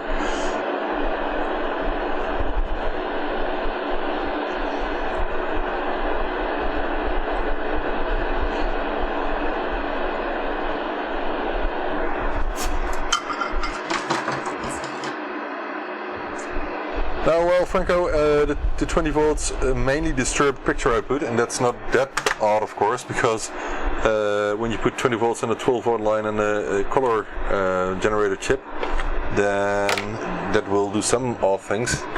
But it's quite easy to replace a TA2000 if needed. I have plenty of those. Right. So, I think we're ready to test this again. Let's get back to the test corner with the poor quality camera. But even if I would buy only Brio cameras, it would still suck because those need USB 3. And I think I have 2 or 3 USB 3 ports on my PC, but maybe more, I don't know. Alright, I hope that works fine. And for just a quick first test, I want to verify if I put the capacitors in the correct way, just to make sure nothing is exploding in my face. And I think we're all good, so let's do some first test. Okay, this is still normal, I think, because we tested it in another board and did the same. The question is, do we have a nice 12 volts now? That's the main question, of course. It was 16 a moment ago. And we're very curious what it is now, of course. I will show you, so you guys can see what I'm seeing here. Let's see, yeah, almost. This is better. Okay, let's see what we have here. 13. It's no 12. It's 14. Oh, it's getting up. Why is it getting up? So there's still something going on. I bet it's the coil then. Should we replace the coil then? There's still an issue. It should be 12 volts, not more, not less. Maybe 11.8 or something, but let's swap the coil. This part here. Is it loose? No, it's not. And Miroslav Werner is creating new ones, which is very cool. He's wiring them himself, which is a good thing. Do we have an identical one? I think so. Yep. These are tested, so these should be okay.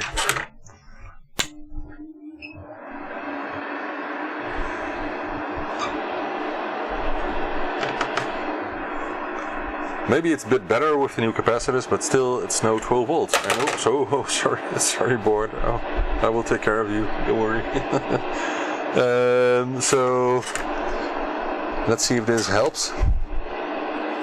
Let me check the power circuit in the meantime. What else could it be? We have these 17 maybe. we have the 15 maybe. I got more coils. All from other boards, but these are exactly the same as the ones on the 40K board, so you can just swap them, as far as I know. Shouldn't make a difference. So we have 2 diodes, which could be a problem. I could measure them, but I'm not sure if that's the cause here. Let's do the coil first. Thank you for the good, but I have absolutely no idea how to pronounce your name. I wish I could, but I cannot read Arabic. I could throw it into Google Translate maybe, but not Google pronounce your name, but I don't know. I wish I could myself. Alright, let's see if we can use the normal tin sucker for this. I don't think so. That does work. Okay. I think it's fine. And most of the time it's just better to heat up all the pins on these coils to get them out. Well, I can't remember that I had such a high voltage on 12 volt before. Maybe I have. I should write more things down, you know, but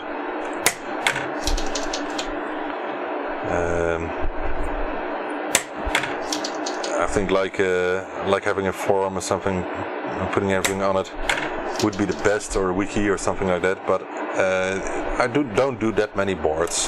It's not my core business, you know, so let's just try to do it with our combined community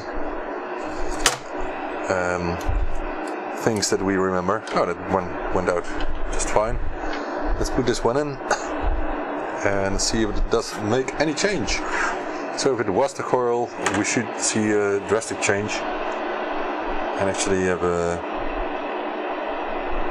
stable 12 volts after that. But I'm not entirely sure if that's going to solve it. What else could it be if this is not it? Well, maybe one of the diodes. But those are not meant for feedback, and this one is one of the important things for feedback in the 12 volt circuit.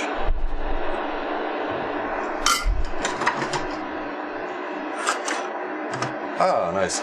Mehdi, I hope I pronounced your name correctly. Could be tier 4 and 5, you're correct. So that would be the next thing indeed. Alright, let's do a test. Let's see.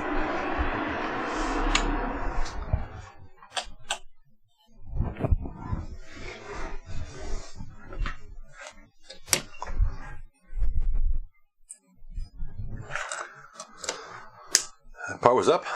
But I did that the whole time, so that's not that strange. Let's see what we get for 12 volts this time.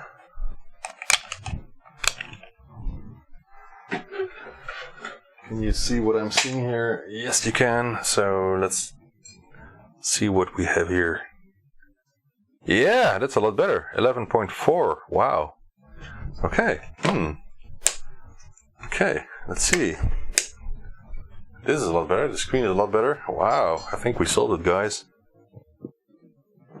Yeah, still the same voltage. This is perfect. Guys, we did it. Let's give ourselves a high five. I have someone here who can give me a high five. Do it from that way. Give me a high five from that way. Hey! Vraag je niet? Heb je vraag? Wat? Oh ja, niet aan de camera. This is my other space soldier here. She has you have to move here. Yeah. I have a SpaceX shirt. She has NASA. So she's going to Neptune. I'm going to. Pluto. No, I think just Mars. Okay. Okay. We created a working ZX Spectrum. Let's try the new audio output here. And of course the sound quality will be poor because we're using the onboard output, but let's do some more tests. First let's put in a keyboard and then let's play a game, why not? I have a joystick interface here, so why not? I will grab a joystick. Yeah, just a second.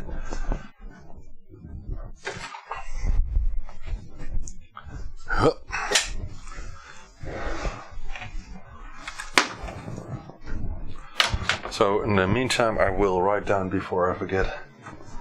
Where's my pen? I don't know where to leave it. It's a mess here. That's with more complex boards and more complex folds. So we did a Z80, we did a coil, and was that it? I think so. Yeah.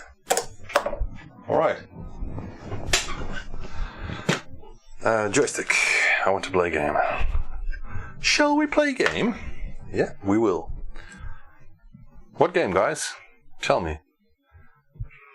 Okay, we have some audio, but let's press reset because I wanted this deeper sound, which is a lot louder. That's loud enough. What do you think of R-Type, guys?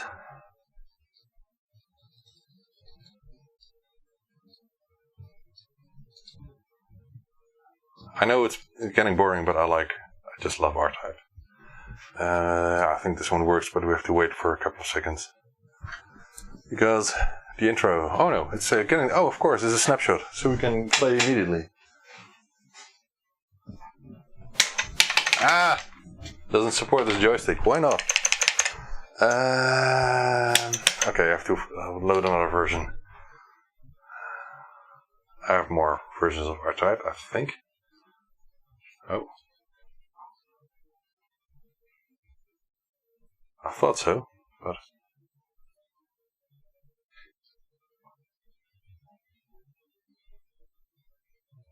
Yeah. Oh. Let's see, we have a tab file here. I don't know which one is which, but let's test this. This is the 128K version, and I think this one works. Could be the other one. I hope it's this one, and I hope we can skip the intro. Okay. Let's cheat a bit. 1, 3, go. Okay. Oh, sorry. Start game. Huh? Okay, I don't know what happened. Oh, of course, 3, okay, yeah. I think this intro is a short one, so that is a good thing. Time guide. I see all kinds of games. I just want to play a bit of R-Type. And maybe I will load one of the other titles. I think I got everything on this card, so every single game that's ever made. Of course I have everything. I won't tell you where I got it. No, I won't. What a city slicker, I've never heard of it. Time Guide, maybe? Oh, it's still the same intro. I don't like that at all, but anyway. We know that our remote control works now. Press any key. I don't know where the any key is, because I don't have keycaps on this. Does it work? Yeah, it works. Okay guys, how long will I survive?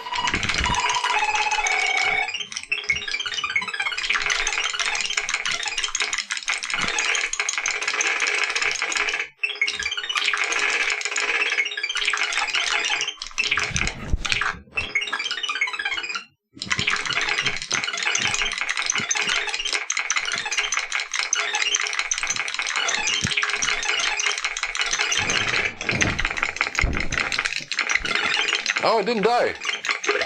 How did it didn't die? How did I do that? I'm so great in this game. I know every trick.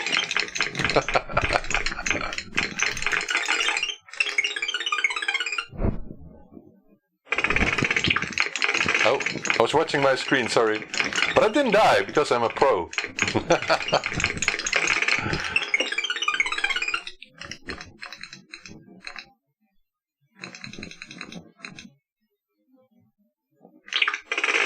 Die.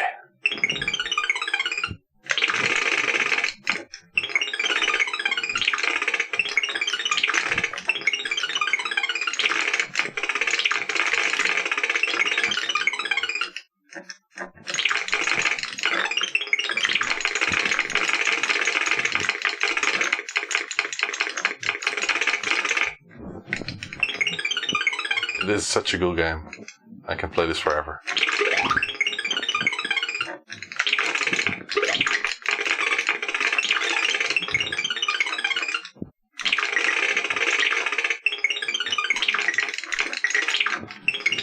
And I can play this forever even without cheats. But I think I got it to level 3 or something. It's really hard after that. Oh, come on. Oh, come on. It should have gone into there. Oh well. Boom. No tricks. I'm a pro. Oh god. No cheats, no. Put a link to this keyboard. Oh, Franco, of course. You asked me yesterday. It's someone, Dmitry Serganov, I think, from Ukraine, if I'm not mistaken, who offers them on Facebook. I just look on for Dmitry and Cherry or something, or Mechanical Keyboards or something on Facebook, and you will find it in the ZX Spectrum group or something, because I've ordered one from him and ordered the keys, the switches and the keycaps from AliExpress, and in total it was, I think, just over £50 or something.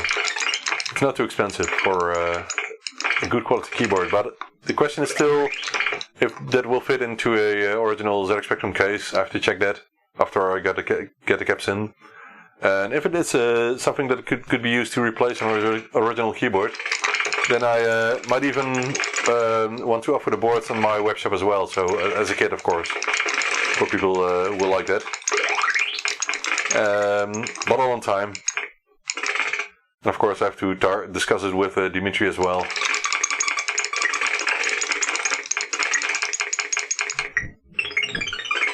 Okay, here comes a trick, because if you don't do this correctly, you have to do the level over again, or you will be suspended into the void forever. So just kill one eye and then wait for the for this one to come out, and then you're done. It's good to test Spectrum mode. Yeah, of course, but I got all kinds of keyboards for that running. So, oh, that was a glitch. In the past I was using this one here. So this is just an ordinary keyboard with some foam beneath, so you can put this on the board actually, on any main board. I used just some faceplate. I glued it together. And I think I used a part of the original ZX Spectrum case that was really ugly, so don't worry, I didn't kill any good ZX Spectrum case. So that was what I was using in the past, but now I use the mechanical keyboard from now on, I guess, because it's so lovely. But remember, it's quite hard to align the keys properly. You have to rotate them a bit to get them properly in line.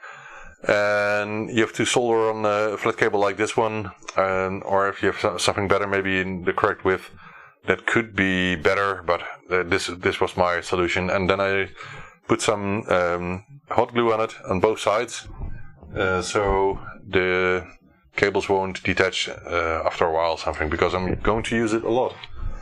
Alright, so we succeeded in this repair, which is great. And of course some things need to be done. The ULA chip is relatively hot. Maybe I can show you, because it's not too hard to do that. I'm going to touch my receiver here, my microphone receiver. I hope it's not noticeable on the camera, but I've got a batteries are empty as well. I got a meter here, so let's check that out. And let's see if those remote control batteries are still okay for this application. Nope, they're totally empty. All right. Just a second. It took 2 hours because I was talking to you guys. There's no problem. I just like doing this after a day's work. Yeah. So, oh god, there's batteries. I'm using rechargeable batteries at the moment, and these are empty. Maybe I should just get more IKEAs there from the other desk.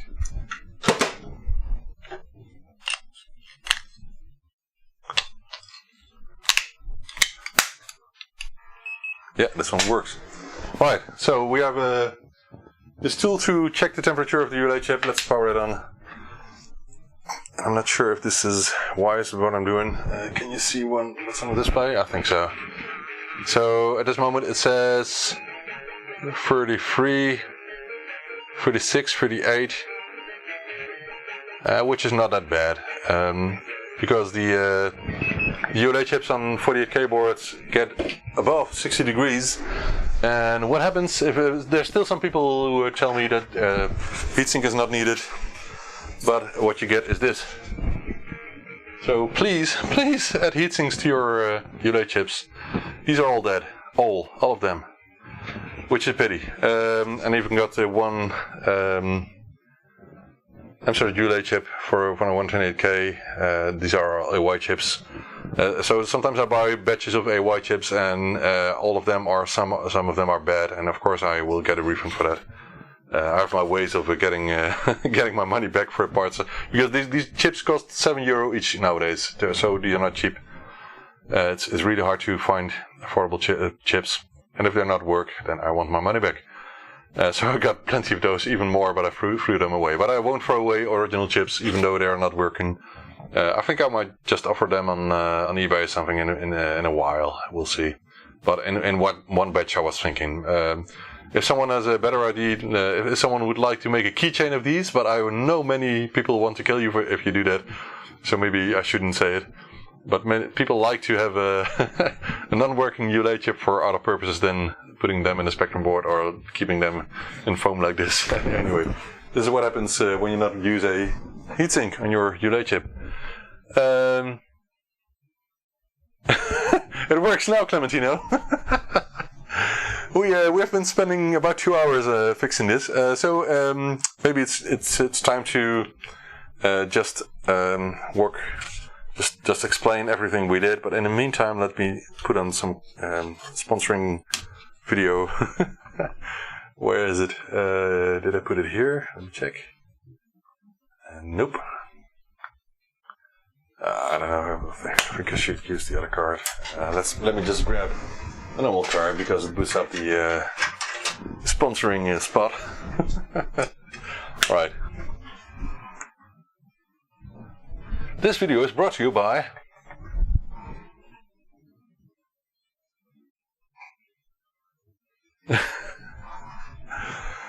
ByteDelight, of course. Who else? Anyway, so this is Antoine's board.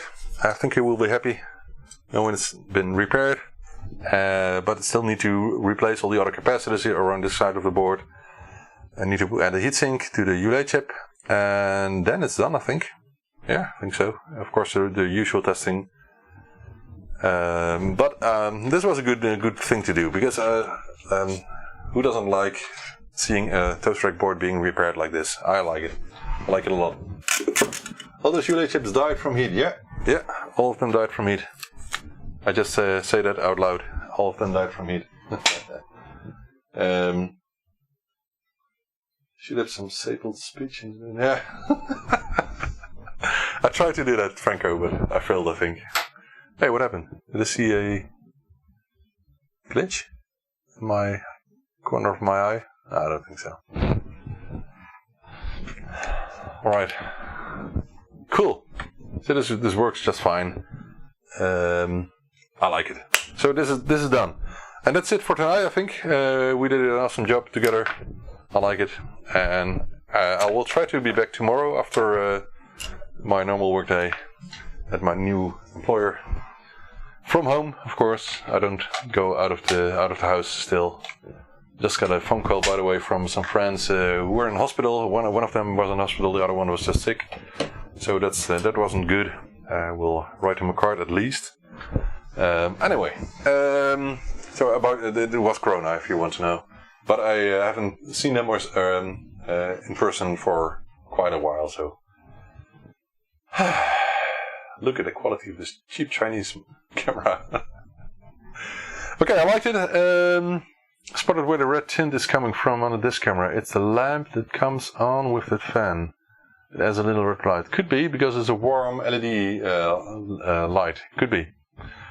We'll see you tomorrow if you want to. If you like these videos, I will continue tomorrow. And for today, I'm going to finish it. Get to my daughter, who's getting to bed. She's only 10 years old. She thinks she's 15 or something like that, but she's only 10.